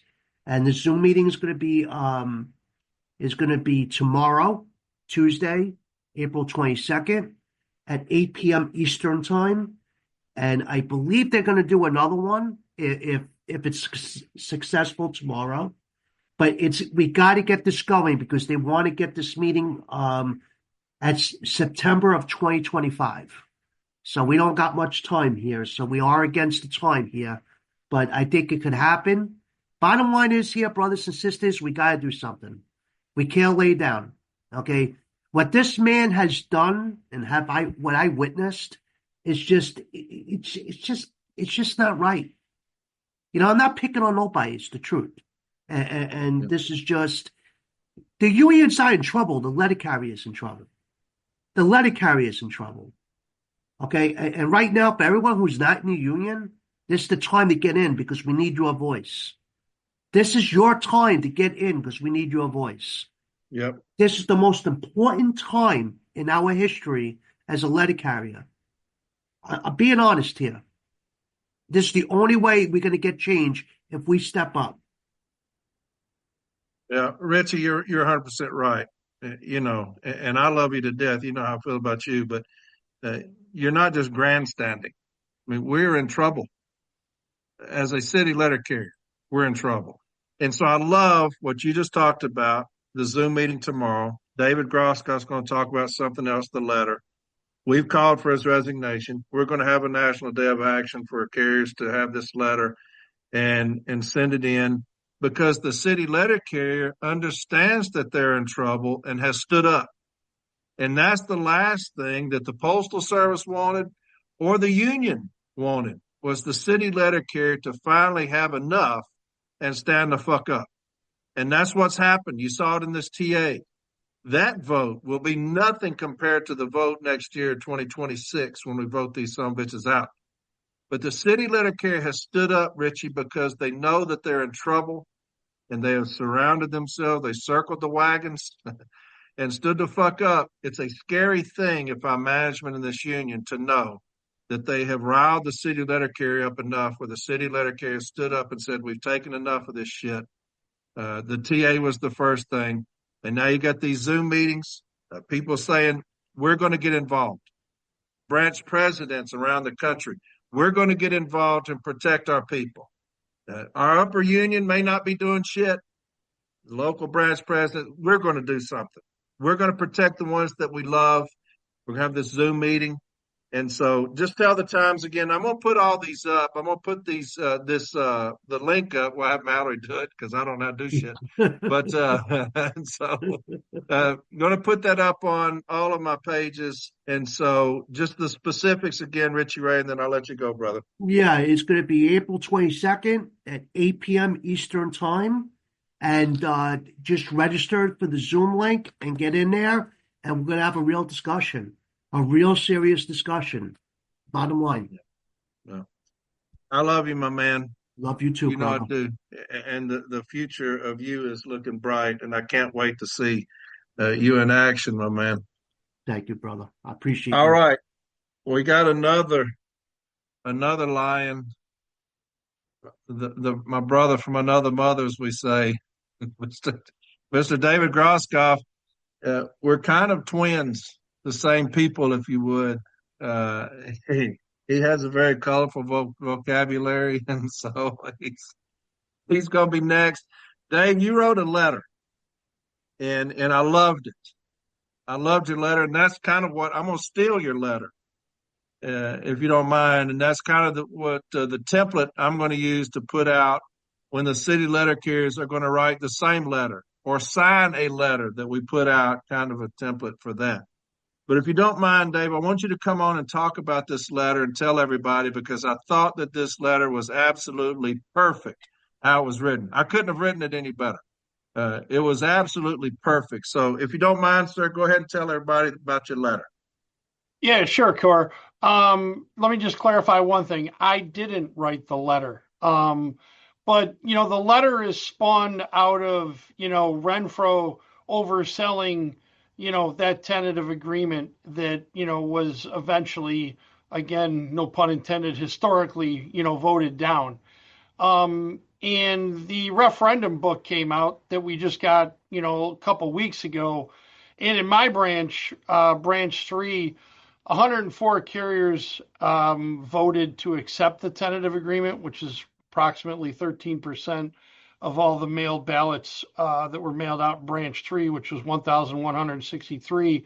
And 704 of my members rejected that contract, which is about 87 or 88%. So it was resounding. Number one, I had a very high rate of participation for a big branch, which my branch is about 70% of my membership voted. And like I said, 87, 88% of them said absolutely no way to this tentative agreement. So the carriers were put off by that. Now you come into the arbitration forum here, and these carriers see, they're not stupid. They saw what went on. They saw that their will was not upheld.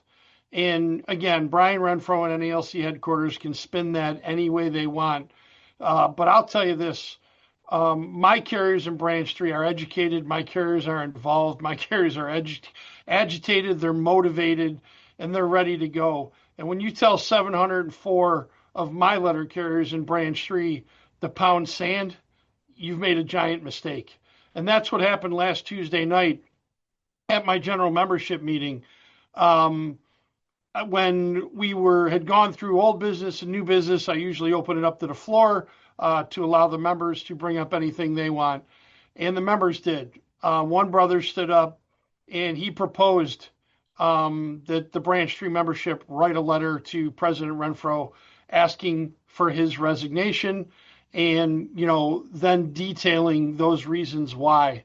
And that's exactly what happened is that letter was put together in that meeting. Would you like me to read the letter, Corey? If you don't mind. Okay. I know it's 2 pages, but I love the letter. Yep. So I'll read it here and everybody can hear it. It says, "Dear Brother Renfro, it's with the loosest of definitions and without fondness that we call you, quote, brother. Since you have been elevated to the national level of our union, many agreements have been entered into with management, and contracts you have, quote, negotiated have been to the detriment of the membership, going at least as far as back as the infamous Dawes Award, in parentheses, in which you had a part in conceding the shameful creation of both the CCA classification and the unforgivable stab in the back that is now, quote, Table 2 wage structure, which inexplicably survives to this day, to the more recent Tyree memos, which introduced parameters for route evaluations, which were immediately bastardized by management and treated as illegitimate standards used to justify increased harassment and hostility on the workroom floor, and which opened the door to management spying on us on the street remotely. Up to the recent contract, quote, arbitration award issued by arbitrator Nolan, in which you clearly colluded with management to force your rejected tentative agreement down our throats. Through all of this, you have proven yourself no friend to city letter carriers." Next paragraph. "Thanks to you, we have endured pay cut after pay cut, contract after contract, as our wage increases have failed to keep up with inflation and increasing healthcare premiums. Thanks to you, we have endured increased hostility and abuse on the workroom floor, to management feeling justified in pushing us to achieve performance standards that do not exist. Thanks to you, Carriers will undoubtedly now be pressured by management to, quote, volunteer to work beyond the 12-hour limit we fought for decades to enforce. Thanks to you, our founding ideal of a dignified lifestyle earned within 8 hours of work is a half-forgotten memory.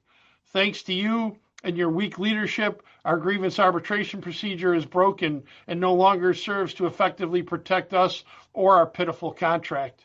Thanks to you, members are living in their cars and showering at their branch hall. Next paragraph. When you say, quote, fight like hell, many of us laugh bitterly because it's clear to us that you don't have the first idea of what it means to fight for anything.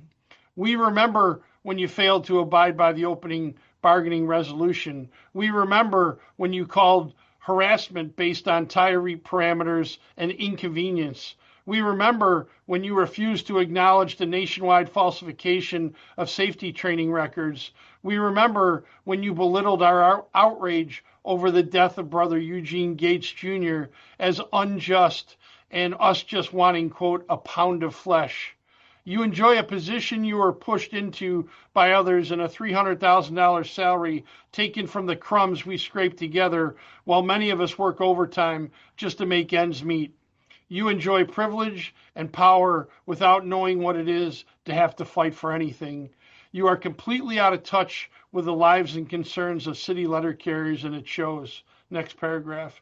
You have lost the confidence of the membership. We cannot and we will not endure any more concessionary MOUs or contracts. We cannot allow ourselves to be continued to be abandoned by an apathetic, incompetent, or corrupt leadership. We will no longer tolerate the erosion of our rights, protections, and quality of life. We will no longer accept a leader who flouts the will of the membership. Next paragraph. We call for you to immediately resign your position as president of the NALC. Should you fail to do so, be advised we will pursue any and every avenue available to remove you. For once, we urge you to set aside your ego and actually listen to the will of the membership you serve. It is time you remember that you work for us, Brian, and we want you gone. With complete sincerity, I then signed my name as the president, David J. Grosskopf Jr., for the members of NALC branch number 3. There was a motion made on the floor to accept that letter. That was seconded. I then asked for any discussion, which is how, the normal procedure. There was no discussion. Everybody in that room was content with that letter. I called for the vote, and that vote was unanimous to send that letter to Brian Renfro. Letter carriers are fed up. And, this is going to be one of the ways we're going to do this. I don't know who said it earlier. Brian Renfro is a politician. Brian Renfro looks at this like it's a political match. As long as I got 51% of these people supporting me, he apparently doesn't give a shit what happens to the other 49% of you. And that's absolutely unacceptable. Absolutely unacceptable.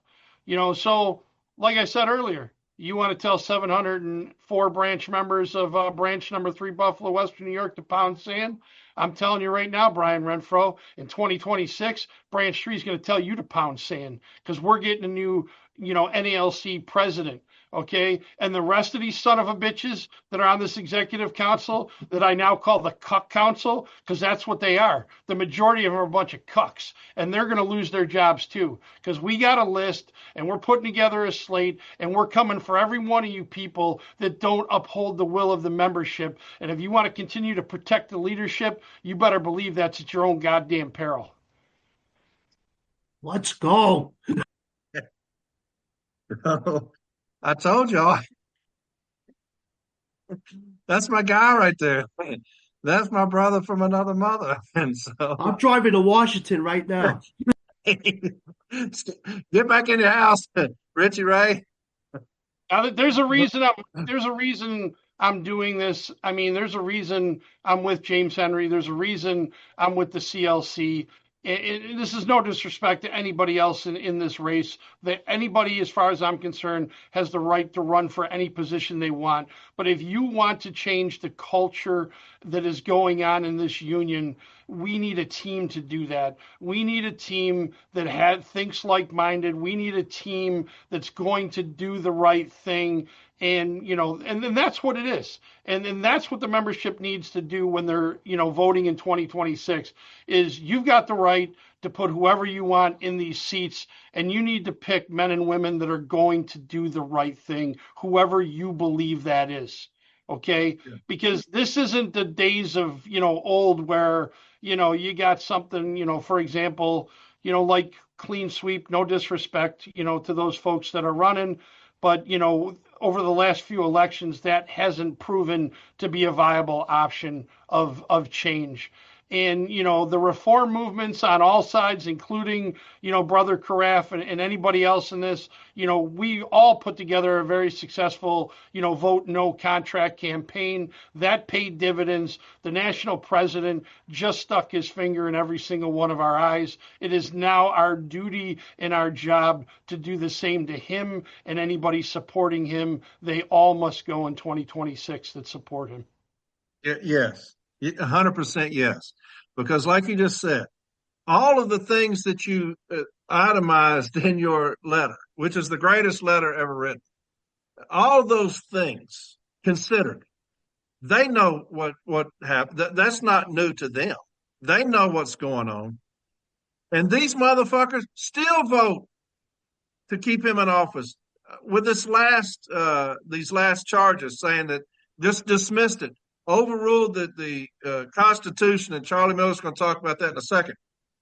They still, after all of that, still ruled to violate the Constitution with this son of a bitch, with him, knowing what he's done.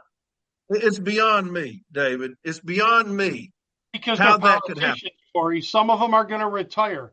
And again, as far as I'm concerned, you're not a true leader. Okay, leaders would step up and protect the membership. Politicians go, what the hell? I'll just support the establishment. I'm retiring anyways. They can't touch me. That's a pretty ridiculous way to look at it, in my opinion. I'm trying to clean this up a little here for you. But it's a pretty ridiculous way to look. That's not leadership, man. Yeah. Again, a lot of people in this, and I get myself in trouble sometimes when I talk like this, but a lot of people in this union talk about being a leader. And in what I see, there's a lot of posers out there. And I'll use a polite word. There's a lot of posers out there. You know, me and you have talked about this before. I'm not a guy that's afraid to get blood on my hands for the right thing, and that's why I'm in this. I'm in this for the city letter carrier. I'm in this because I got nothing to gain here. I'm 53 years old. I got 33 years in, 30 years of service. I can go in 4 years. I'm at the tail end of my career. There's nothing that I need to accomplish at this point. I run a very successful branch. I'm very happy doing that.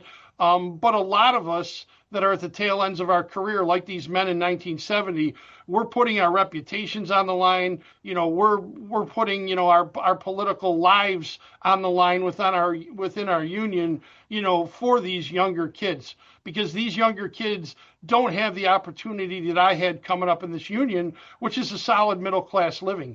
And that to me is absolute horseshit, because, these low end carriers, they deserve that. And people like me and whatever my age group or the old heads, we have to do this for these younger kids, and we need to teach these younger kids how to fight for themselves. We don't need to be playing this establishment game. That's what got us here. Politicians got us here. Politicians have ruined our country. Politicians have ruined our union. And once we get back to, putting warrior, when I came up in this union, if you weren't an absolute beast with this contract, you weren't allowed to even be considered in a leadership position, because the most basic tenet of what you do every single day as a leader and an advocate in this union was to defend that contract at all costs. And you had to be Corey Walton, or you had to be Charlie Miller, or you had to be James Henry just to be considered. That didn't even mean you got in, because there are a bunch of other folks that were just as good as you. And again, I'm a competitor. I got nothing, against competition. But this time around in 2026, ladies and gentlemen, city letter carriers, you're going to have some real choices this time. You're not going to have, Corey, the bad Corey, news bears. we was talking about here just now about leaders and about how the failure on some of our people that are in leadership position is sitting on the sideline. Well, to be a leader, you lead from the front, right? You lead from the front.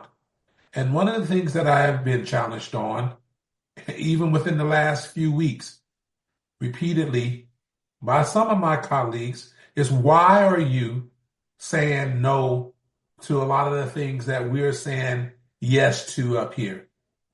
And my simple response is because anybody that you're leading deserves to know where you stand. They deserve to know where you stand. And so we are in a position now that you should not be ashamed to say how you voted, because people deserve to know where you stand. They don't have to always agree with it, but they deserve to know where you stand. And the fact of the matter is that when you are under the cloak of darkness operating, that tells you one simple thing. Only time you got to do that is when you're ashamed of what you're doing. People will say, why is it that you're coming out and you're running 2 years, 2.5? Because I don't have to go around under the cloak of darkness pretending like I'm doing something when I'm not. Pretending that I am on this side because I don't want to deal with the criticism. Well, I can tell you, me, you, and almost everybody on here, Melissa was talking about it, just that you get called everything except a child of God. But the fact of the matter is, we are the load-bearing wall in this house. We're the ones that's been called at this point to carry the load. And when you're talking about, you often hear me talking about referring to my faith here, talking about the strong bear the infirmities of the weak. There are people that are out there that can't stand up for themselves. And we have a moral obligation to stand up on their behalf, like my man Elliot was saying, and like my man Dave was saying. And like, listen here, those that can't speak for themselves, we have an obligation to do so. And when we fail to do so, we're derelict in our duties. And so, the only thing that we can do at this particular point in time is continue to lead by example. And so, I want to tell everybody to remain encouraged. Remain encouraged. Those that are on this call and those that are listening to this message. Yeah, James, that's a perfect point. I had the episode once about the difference between the shepherd and the sheep herder. The shepherd leads from the front, and that's what we are. We're shepherds of the flock, and the city letter carrier, those that are, I don't want to say too weak, but you know what I'm saying, those that can't speak for themselves, that don't have that in them. We are the shepherds, and they are our flock, and we are the leading from the front. Unfortunately, what we have now, positions of power in the president, executive vice president, and a lot of these business agents and some of the executive council, as far as the resident officers, are sheep herders, and they lead from the back, and they let the carrier take the brunt of it because they make decisions that hurt the city letter carrier. They put things in MOUs that hurt city letter carriers. They take positions that hurt city letter carriers. That's because the city letter carriers out front taking the brunt of it from these sheep herders, not shepherds. And so that's what I respect most about you, James, is because you're a shepherd leading from the front. That you've decided, hey, look, and you and I both know, and we're not going to get into this, but there are those that are sitting on the fence just waiting. We're going to kind of see where the tide's going, and then we'll make our decision what we're going to do. Those are not shepherds. Those are sheep herders. Those are not those that are wanting to be in the front, afraid of ridicule and criticism from their peers. I don't give a damn what anybody thinks about me running for anything. I'm not here to try to impress anybody. And so, we'll lead from the front. We'll take the brunt of it because we've been through some shit. And so that's a perfect example, James, about leading from the front, not leading from the back. And unfortunately, our leaders right now are leading from the back. They're sheep herders, not shepherds. Dave, is that all you got, my brother? That's all I got, my brother. I appreciate you. Hey, I appreciate the hell out of you, my man. I love you to death. And I'm going to steal that letter. That's fine. And if anybody that, is listening to the podcast when you put it up, my email is the word president at the word branch, the number 3, NALC.com. You can, email me directly. I can send you that template to you to help you craft it or modify it or whatever you need done. Yeah. Yeah. And more branches, Dave, are doing that. More and more branches are adopting that, sending a letter demanding resignation. A lot of branches across the country are doing that. And then we'll have, like I said, it may not even be at the end of 60 days. I called for his resignation. But we'll have that, and I might get Mallory to type that up. She's still on here, ain't she?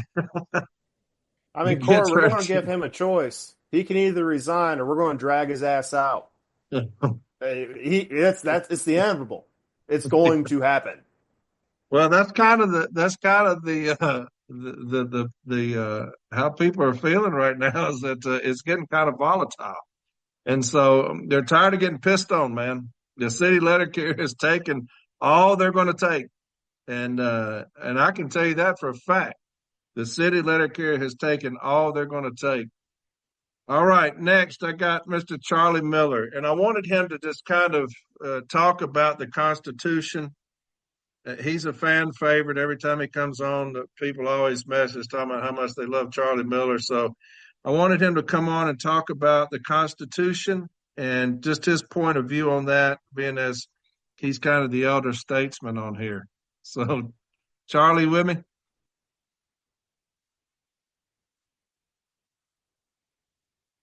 Did he fall asleep? He's muted. He muted. Unmute, Charlie. Do it, Cole. There you How's go. that? There you Good? are. I got you now, brother. Yes, sir. All right. Well, thank you for having me on, Corey. I very much appreciate it. And before I get on to talking about the Constitution, I did want to make a couple of little points here from what everybody else has been talking about. It just wasn't meant on the picket line in 1970. There was a 19-year-old Anita Guzzi out on the line as well. And I have benefited my entire career from her advice and counseling and suggestions. And one of the things that she reminded me of was in 1978, when we voted the contract down, and it went to mediation. And they took the caps off the COLA. That was the whole thing that the contract was rejected because we put a cap on the COLA. Now imagine that we ratify contracts with diet colas, but that's a different story. So they sent it back to mediation. And once they agreed to take the caps off the COLA, it went back out for ratification. That's a point that seems to be lost on a lot of people. It went out for a second ratification vote, and the membership accepted it. It's all based on the Constitution. Constitution's not something that was set up by a couple of guys that were thinking that they were going to be, benevolent and everything. They're going to set up some rules. The Constitution's required by law. The LMRDA, the Labor Management Reporting and Disclosure Act of 1959, requires that each union have a constitution by law. Those things in the Constitution are law. And specifically in the LMRDA, it requires two things that are relevant here. It requires that there be a procedure for discipline and removing officers. And it requires a procedure for ratification of contract terms. And when Corey speaks of a constitutional requirement, that a constitutional crisis, that's just not hyperbole, that's a fact. Because they bypassed the Renfro administration, and I just don't blame Renfro because there were 14 other people behind him and supporting his actions on this. They bypassed the Constitution. And that's violating the law. The Constitution is made up, determined by our body, by our own membership. And our own membership, according to the LMRDA, is the only party, the only people who can modify the Constitution, and that's through the body that they meet with. In other words, the convention. Once the Constitution's in place, those are the laws of the NALC. And every time I've taken the oath of office since 1984, I swear to uphold the laws of the NALC. Brian Renfro and every one of those 14 executive board members also took the same oath.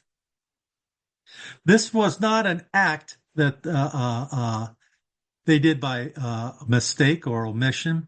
This was a willful disregard of what the constitutional requirements are. The Nolan Award is specific. It says that there was a mediation process. It wasn't an arbitrated award like Renfro contends. Because the mediation process requires ratification, it should have had a second ratification vote. Melissa she's 100% correct on that. You cannot have charges rendered against you, and then because you're the president of the NALC or the executive vice president, decide to have them dismissed without an investigation. And what's so preposterous about this? This whole thing about dismissing the charges. What's so asinine, forgive the term, is that they didn't have to do that. Conduct the investigation, and you think those 14 people aren't going to vote the same way to dismiss the charges after the investigation? They are so arrogant that they think that they can bypass the Constitution because they have a firewall up there with the executive board. They have the majority of the executive board, and anything that comes from the rank and file, any charge, anything like that, they're going to beat down. Every step of the way, they'll beat it down.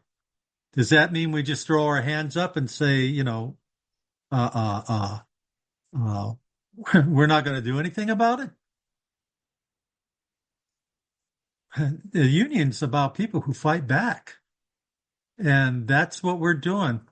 We have not only are the people here tonight are people who stand up and fight, but there's a whole litany of people behind them, both at the national level, the 11 who stood up for what was right, and at the local level. Throughout the country, you have people willing to stand up for what's right. And for those who are sitting there in despair and seeing that, the union is having difficulty, having a friction and stuff that's going on, well, just understand that there are people who aren't trying to be divisive. There are people who are trying to do the things the right way and will insist that things are done the right way. And we'll put everything on the line to get that done. A lot of these guys who are standing up today, I've known for years. James Henry and I have worked together for over 35 years. When I was president of Branch 1100, I always tried to bring people on who were better than me. The people who came on board to be full-time officers did a fantastic job, and being the president, I just got credit for it, but they were the ones out there doing the work. James and Chris, Barbara Stickler, there was a whole cast of characters. I could, 15, 25 people I could name that came on and gave it their all. But today, we have some, I've seen, 4 different NALC presidents, and I've never seen anything like this. I've never, there are some guys that would skirt around the truth, but I never seen anyone stand up and just lie to the membership. That was something that was forbidden. Bill Young got up and he said something once, and he recognized he made a mistake, and he stopped himself short and said, wait a minute. I misspoke. That's not true. That's not so.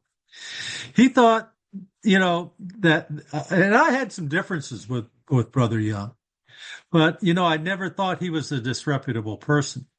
I've never seen anything like what we have going on today. And for those who are in the fight, you're fighting a good fight, stay in it. For those who are watching on the sidelines, it's been said that there's never been a hotter place in hell for those during times of great moral crisis that stood on the sidelines. You're either for the membership or you're not. You're either for doing the right thing or you're not. There's no neutrality here. There's no middle road. And as Corey said, you have a lot of people looking and waiting to see where things are going to fall before they make up their mind. That's not the time to do it. Right now, in the middle of the fight's the time to do it. You either get in or stay the hell out. And if you're not in and you're out, then you're going to suffer the consequences. And I can tell you that I know that the people that are running for office are credible people. They will not steal your vote, and they will comply with the national Constitution. And if they don't, I'll be back here telling you about it. Thank you, my brother. Charlie, as always, my man. I love your insight, your history, the way you broke that down, the Constitution, how incredibly important it is. And we do have a constitutional crisis on our hands as we speak.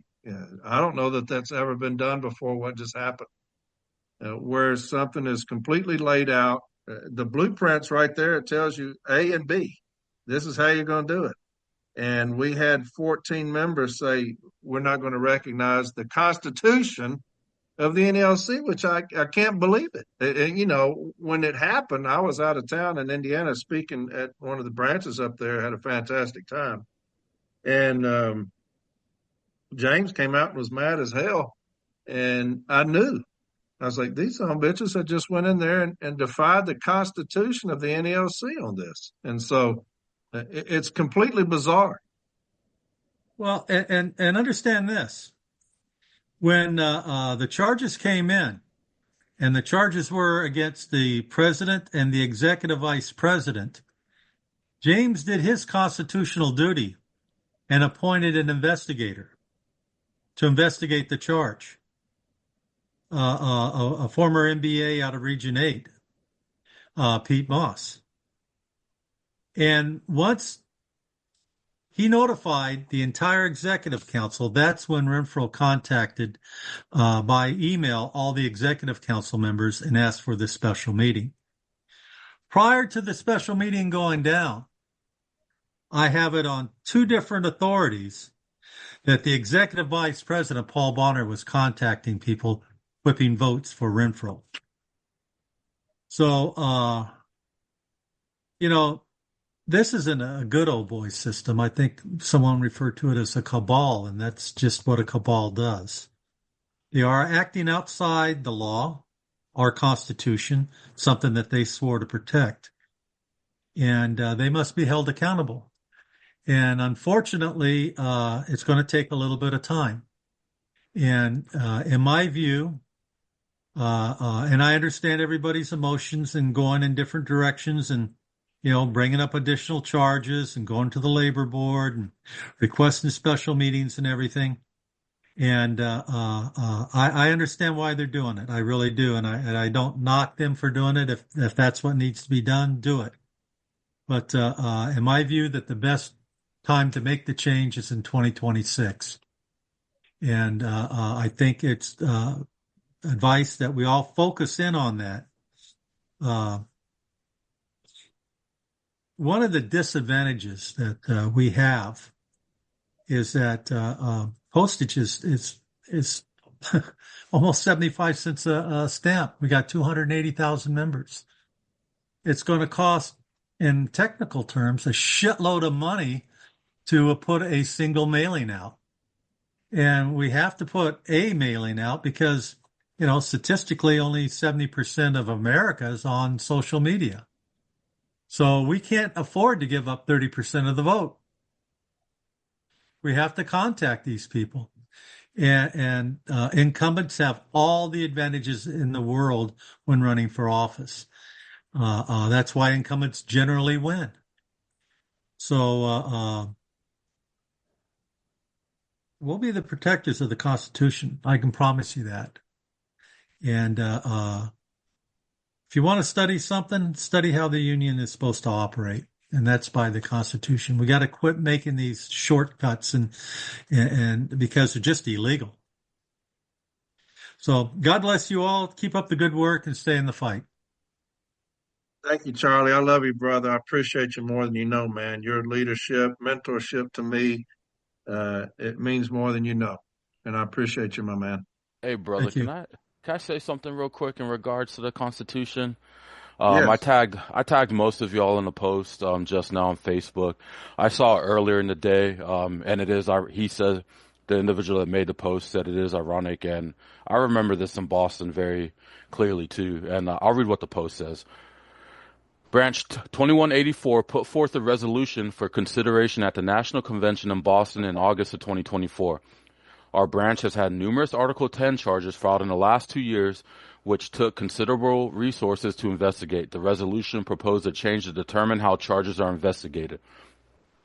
The resolution was for the Constitution to be amended where the executive board of the branch to be able to vote on whether the Article 10 charge had merit before investigating. President Renfro himself stated that it would be a violation of the NELC Constitution, Article 10, to deny that member the right to have their charge not investigated, and the body of the delegates in Boston voted it down.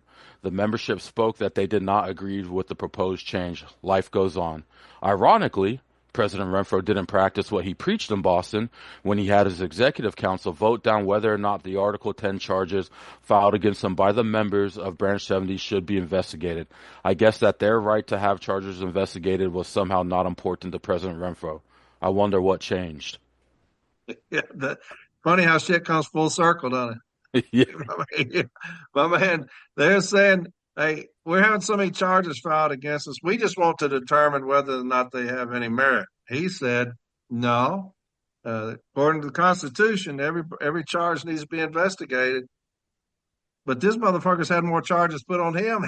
He's like, I like that amendment now. Let's introduce that. But yeah, it's funny. I saw that earlier. It's funny how shit's come full circle with this clown, man, where he now supports that.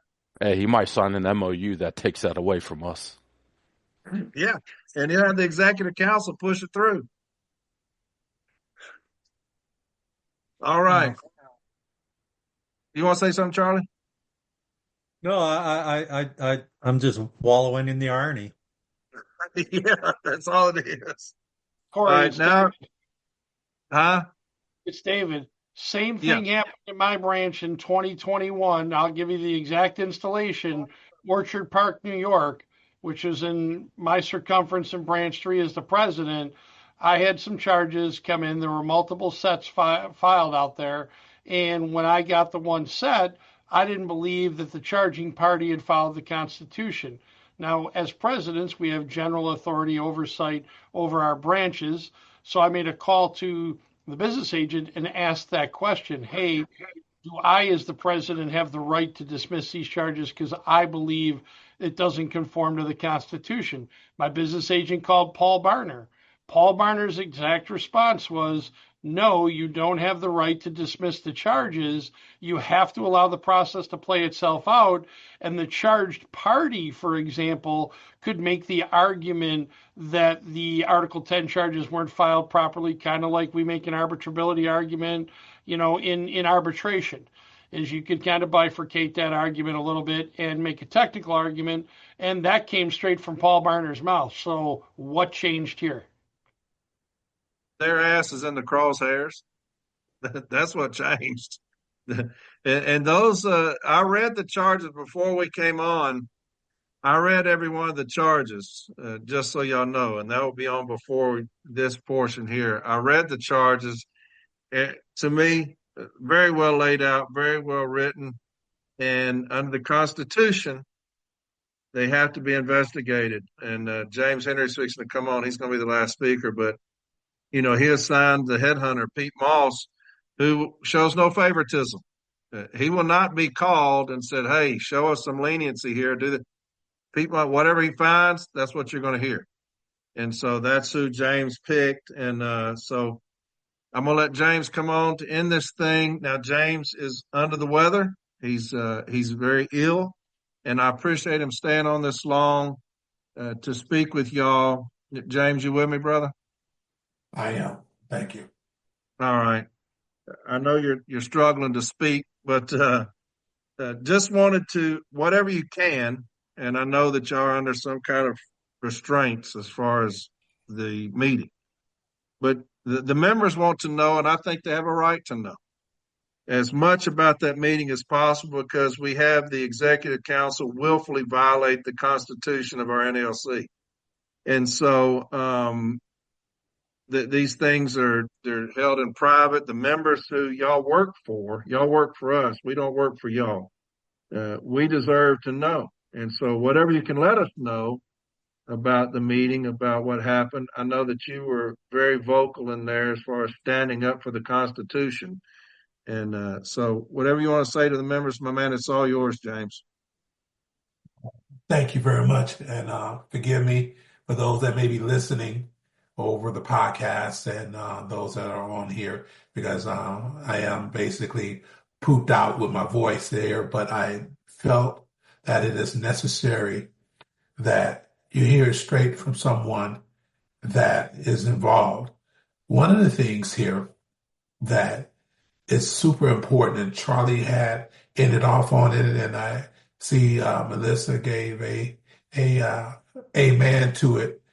Earlier on in my career, as Charlie indicated, I was a shop steward and came up through the ranks in branch 1100. And essentially from day one in 1988 is when I first became acquainted with Charlie. And he was the vice president, a boot at that time, just very spank brand new, to the point where he had Similac on his breath. He was such a new officer at the time. And but he was fighting out there like some old general. And earlier on, he gave me 2 books over the course of my early career. One of them was How to Swim with Sharks Without Being Eaten Alive. And we find ourselves in our carriers in this particular scenario right now. How do we swim with sharks without being eaten alive? We got people that are constantly trying to bring us down and devour us and deprive us of our rights, but we still got to get the job done. So how do we swim with sharks without being eaten alive? The second book that he gave me was Profiles of Courage by JFK. And that quote that he had indicated in there was my favorite quote, and it always stood out in my mind. And it says, "The hottest spots of hell is reserved for those in a time of great moral crisis remain their neutrality." I said again, those in the hottest spots of hell is reserved for those in a time of great moral crisis remain their neutrality. And you hear the book that my parents gave me was the Bible. And what the Lord say in there is that don't either be hot or cold, not lukewarm. I'll spew you out of my mouth, And I had a pastor once tell me that Bible, the acronym, stood for basic instructions before leaving earth. I really always like that. And those instructions about not being neutral and choose ye this day who you shall serve. Those things went throughout. Well, in this instance here, the executive board, us leaders, had to choose who we serve. Do we serve a particular man or do we just serve the letter carriers? Who is it that we serve? Because our duty, first and foremost, and exclusively actually, is to that of the letter carriers. And if you don't subscribe to that heart pattern, to that thought pattern, then you should not, nor are you worthy of being in the leadership position here in the NLC. And I genuinely believe that. And so what happens here is those that do not take a stand of neutrality kind of dust up the sediment on the floor. It kind of aggravates or irritates those others that want to be neutral, because you force them into a position of having to take a stand, having to choose a side. And in this particular instance here, when I was in that meeting, as you indicated, there are certain things that perhaps I could say and can't say. And not that I don't believe at all that the letter carriers should hear every single thing. I'm a member of Branch 1100. All of our executive board meetings, whether you was an executive board member or not, a member was allowed to come down and sit in on the meetings. Executive sessions, they didn't, but regular general meeting, you did. And so when it comes down to it, that meeting, I had already sensed that something was going to be awry. As it was pointed out earlier, for those that perhaps think that it didn't, because I even today get a text, well, James should appoint an investigator. That did happen. That occurred prior to the executive board meeting. And when we got into the meeting, at the onset, it was already predetermined, in my view, that this wasn't going to be more of a meeting as much as it was going to be a casting call. Here's your script, read it. And what transpired is, even before discussing the charges, it was laid out what the actual charges were, and every member on the executive board had received them in advance so they could review them anyway. But before even the discussions was even occurred, it was presented what the actual charges were. And at that point, defenses to those arguments were being made. And then a motion was made to dismiss the charges because they did not have any merit and they were similar to those of what was previously filed by others. And I vehemently disagreed and protested and asked for a point of order in saying, because a motion had been placed on the floor, I wanted a point of order to be able to supersede that discussion for or against, to be able to point out that we as an executive board will be in violation of the Constitution, which I pointed out and argued, and that the order, the motion itself, was out of order. And I made the argument or the statement to our president that the executive board does not have the authority to override the Constitution. And he responded simply that the executive board could do as it pleased. I said, the motion is out of order. A ruling was made by him that the motion was in order. And so I wholeheartedly agree with you in that we are in a constitutional crisis. And as Charlie stated, this is not hyperbole by any stretch of an imagination. This is not no exaggeration. And people are going to try and say that this is political or whatever the case may be. Right. And I pointed that out during the meeting. Say, this has zero to do or whether or not you agree with the merits of the charges. Has zero to do. What it has to do with is right and wrong. The process. The process. Any one of us that's on here and anyone that's listening, any representatives know that generally speaking, a silver bullet to any discipline that's given to management is when you willfully and deliberately violate somebody's due process rights. When you don't conduct an investigation. That's at the heart of any due process rights. And that individuals, the charging party, had a right to have those charges investigated. It didn't matter whether or not the charges were sufficient, but just like arbitrators have argued before and have opined before, how you arrive to your decision is equally as important as the decision itself. And how we arrived at that decision, in my view, was wrong as two left shoes. As wrong as two left shoes. And so, with that being said, it brought to mind that at this very point in time, that this is a clarion call for each and every one of us. This is a call to action in every sense of the word. And some are going to play a bigger role than others. Some of them, their action will be just simply casting the ballot.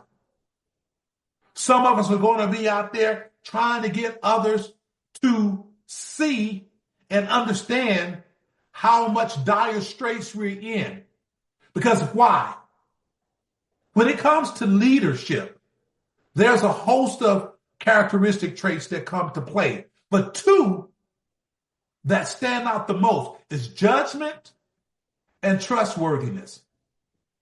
If you got a leader that cannot exercise sound judgment, you're going to always be in an issue, in a problem. You're always going to be in a hurt locker. If you got leaders that you cannot trust, and trustworthiness is devoid in them, there's going to always be a problem.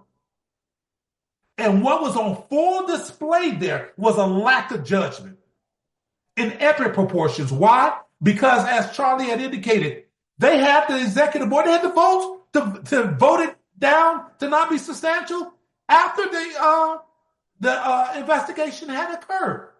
There was no need to shoot yourself in the foot.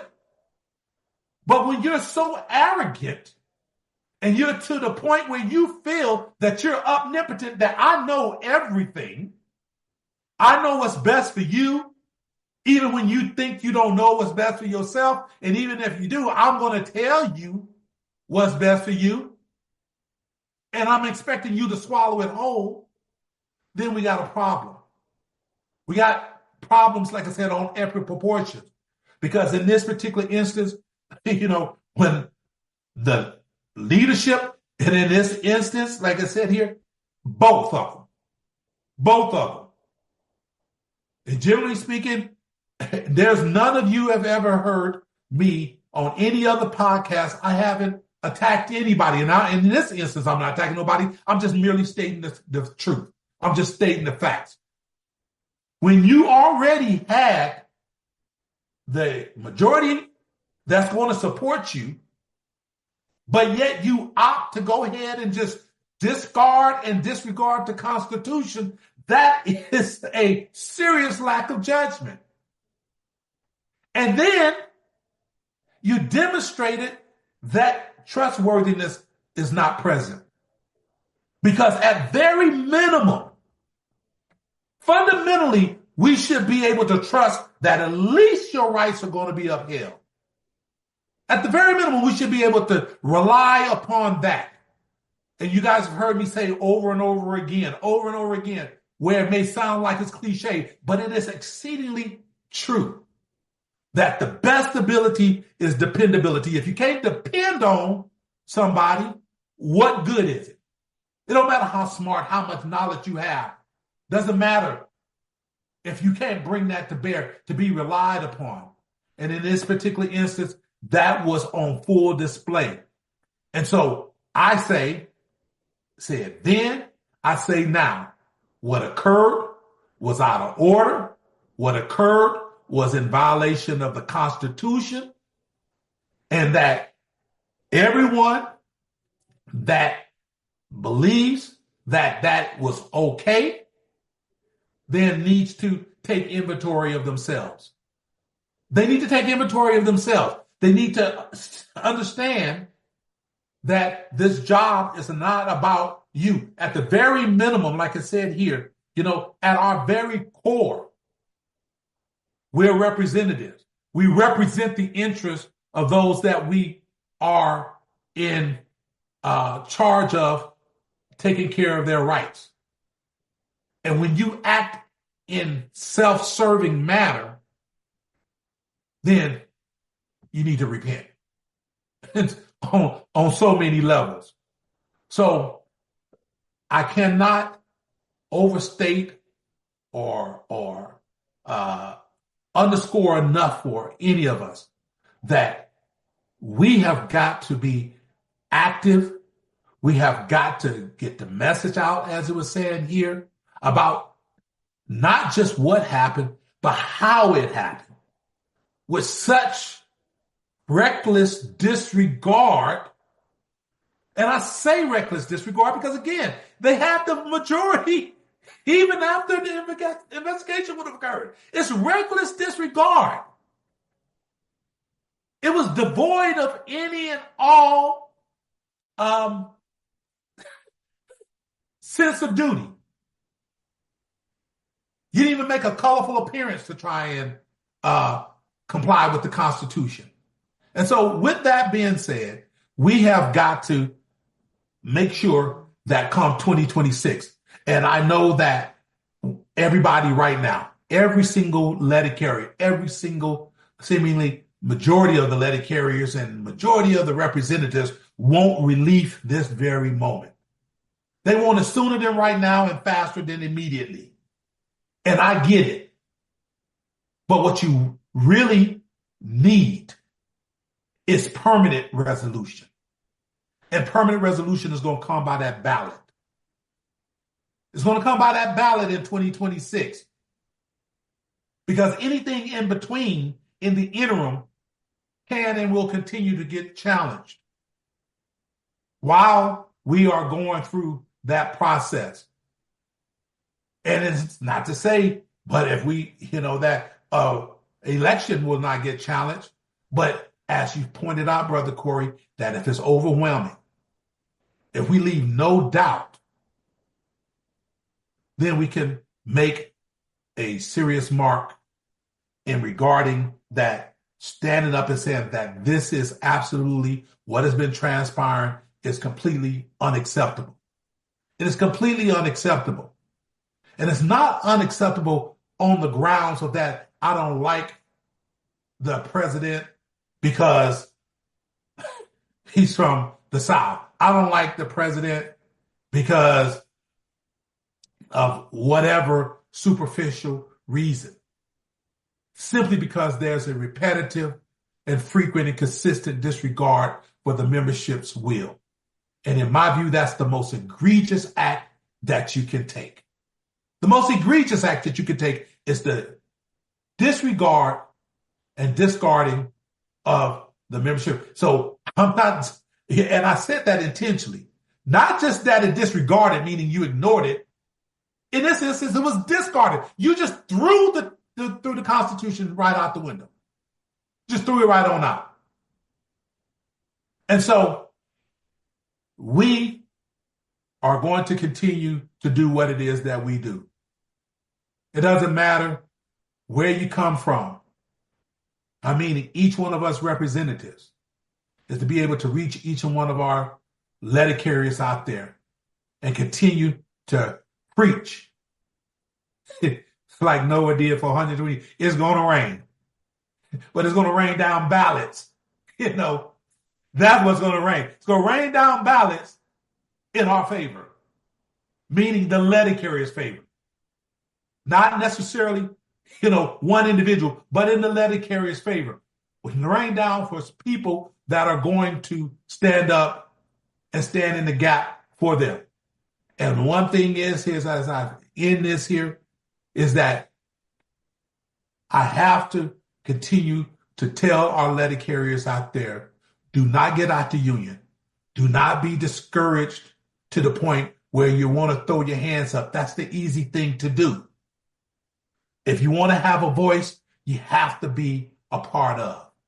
You have to be a part of. That's how you make a difference. And don't paint with a broad brush.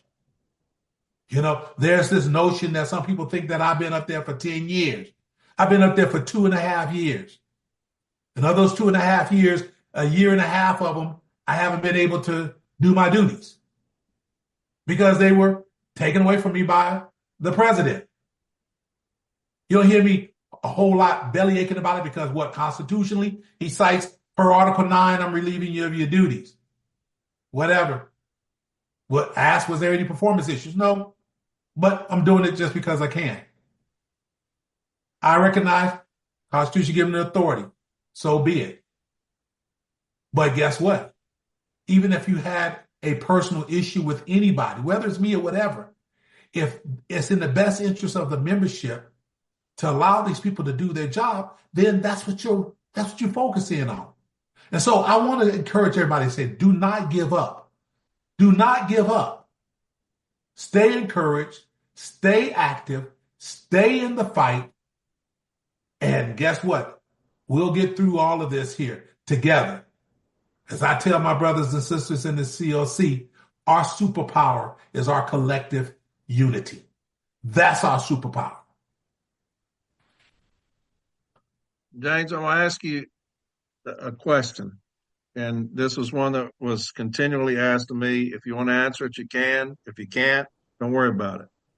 Was the attorney present during this meeting? I wasn't at the actual meeting. I was on call, but I wasn't there. I'm trying to remember if I heard. I'm trying to think if I heard them ask me any questions or something like that.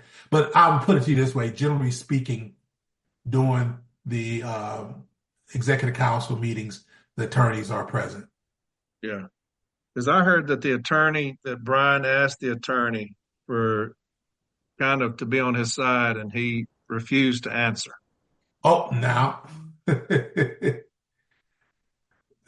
what was it? There was a question asked, and I'm not going to say what the question was because it was executive, but a question was asked, and he indicated, one of the attorneys indicated that they will not weigh in on the debate. Okay. All right. I know what the question was, but I'm not going to put you on the spot. Anyway, my brother, I appreciate you staying on this long. I know you're sick as hell. I hope you get to feeling better, my man. And I appreciate you standing up for the city letter carrier in that room, because what I was talking about earlier before I came on with y'all was peer pressure. My mother talking to me about peer pressure when I was younger. You know, when everybody's doing the wrong thing and they want you to come in with them, always do what's right. Always do what's right. At the end of the day, always do what's right, and you'll be rewarded for that. And so I appreciate you for doing what's right. There are others in there. There are 11 people in there that did what was right. Even though they had peer pressure of the ultimate kind, when you have Renfro and Barner and others trying to influence them, calling them, trying to influence them to, violate the Constitution. And they said, no, we're going to do what's right. And so I appreciate you being one of those that did that, my brother. And I want to say I applaud them as well. And, there's a host of reasons why people do what they do, but you only get one shot at doing the right thing most of the time. And this is one of those moments whereby everyone needed to really think about what they were voting for, because it wasn't about the charges in and of itself. This was about what we are about, what we're supposed to be about, what we're supposed to be about fairness. We're supposed to be about justice. We're supposed to be about all of those things. And when we don't adhere to the very things that we espouse, that we fight for on a daily basis out on the workroom floor, people's due process rights, about folks being held accountable for doing our letter carriers wrong. You know, we're not exempt from that. We're not. We're supposed to be the standard bearers. That's what's supposed to be happening. And I can tell you, like I told you, me and Charlie go back, like I said, like babies and pacifiers. I've known him for 37 years. And I can't tell you how many fights, literally from going back to, there is this rogue postmaster out in Fullerton that he recalls that was just beyond the normal. And then out in Lake Elsinore, where when it came to women, it was all male supervisors there, and they were just taking advantage of the women crazy. And Charlie posted me up out there in Lake Elsinore for 6 months straight, 6 days a week. I had to be there at 6 o'clock in the morning before any carrier got to work, and I was there until 6 o'clock in the evening. Every single day, 6 days a week for 6 months. And what transpired? The postmaster on down, every single one of them. They didn't just get removed out of their office. Every single one of them got fired. And why? Because, and the moral I'm making here is because we were on the floor every single day from the time they came in to the time they left. It demonstrated to the carriers that we were for real about looking out for them, and not just some political moment at the particular moment in time. That we fostered and cultivated a sense of trust in them, that they knew that they could confide in me, confide in the union, and that we would not leave them holding the bag and dealing with those people after we gone. We saw it all the way through. And so the same thing here is that we have to see it all the way through. We have to, in each and every single instance, our own union, our own leadership, hold ourselves accountable and to the highest standard. So the carriers would not lose trust in us, that they know that they can call us and not be concerned about us leaving them holding the bag, so to speak, because we're afraid to speak truth to the power.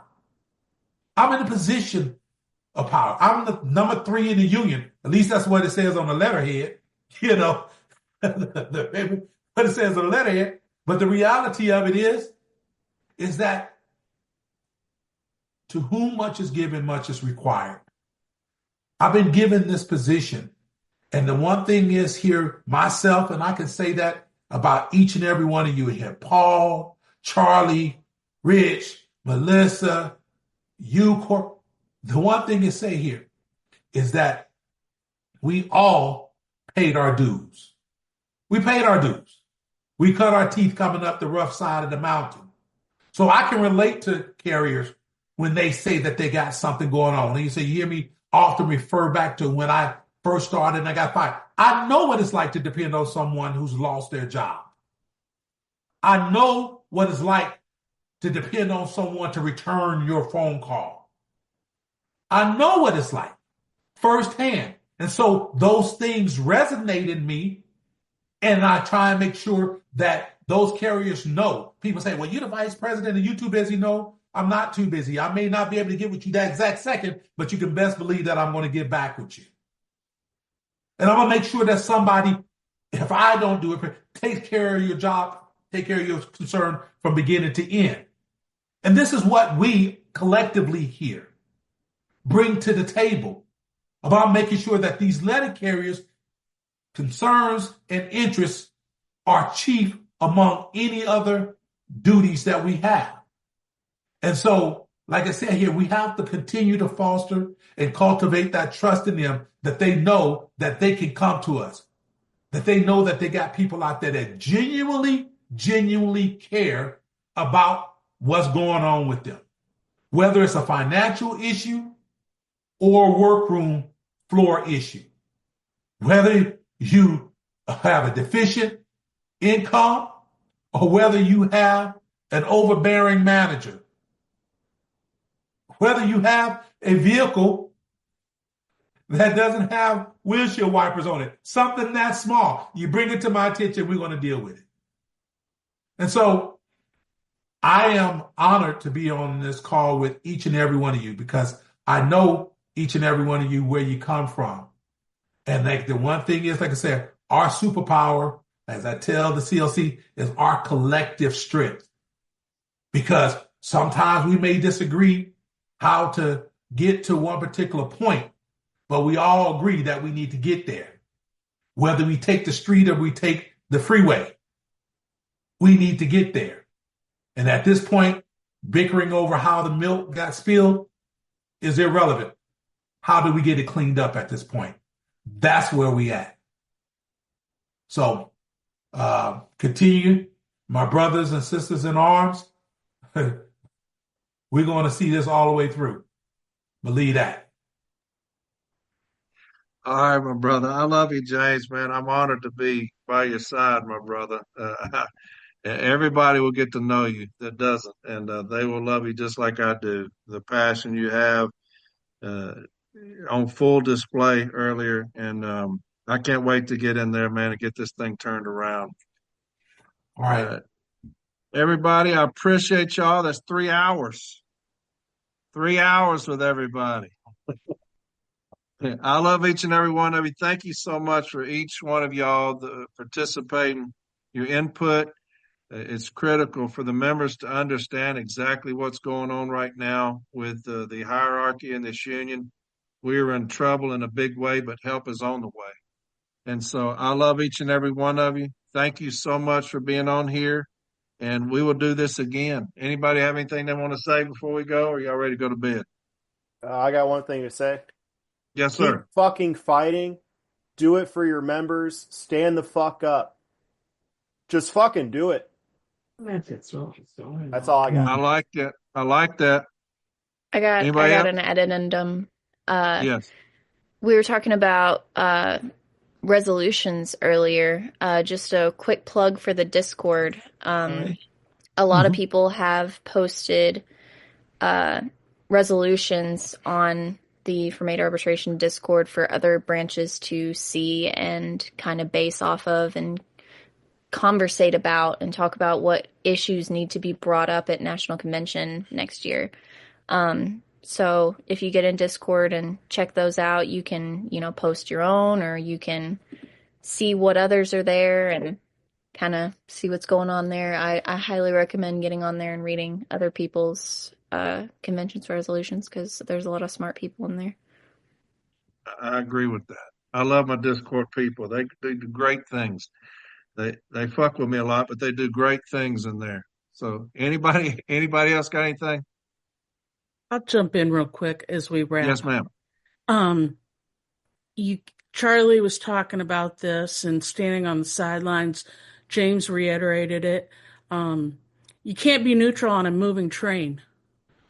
It's just not possible. So people better pick a side, and they better pick the side of the city letter carrier, not the side of these people who think they're above the city letter carrier. And Brian Renfro doesn't just have a problem with women who oppose him. He had a problem with Chris Jackson calling him out, took away responsibilities from him. He had a problem with James Henry telling the truth, took away responsibilities from him. Now Mac Julian, our Assistant Secretary Treasurer, one of my personal mentors, former President Branch 11 in Chicago, one of the best leaders we have in this union. Renfro has now taken away powers from him as well in duties. This is a pattern with this man. It's not going to stop. So it's up to the rest of us to figure out how to stop it and get it done. Thank you, brother. Thank all of you tonight for putting this out here and speaking the truth, because that's what we need right now. I agree 100%. But with all that you just said right there, it's odd. You know, you can't keep looking one way, and that's just not by happenstance. That's odd right there, Melissa. I agree 100%. Anybody else? That's it. Well, all right. I love each and every one of y'all. Thank y'all so much for spending this time. Our members will love all of this, I know, and we will do it again. So y'all have a fantastic rest of the night. This will be up in probably about an hour, and so y'all can listen to it tomorrow. I'll talk to y'all later, all right? Be blessed, everybody. Thanks a lot, Corey. We'll see Thanks, y'all. everybody. All right. Have Bye-bye. a good one. Night.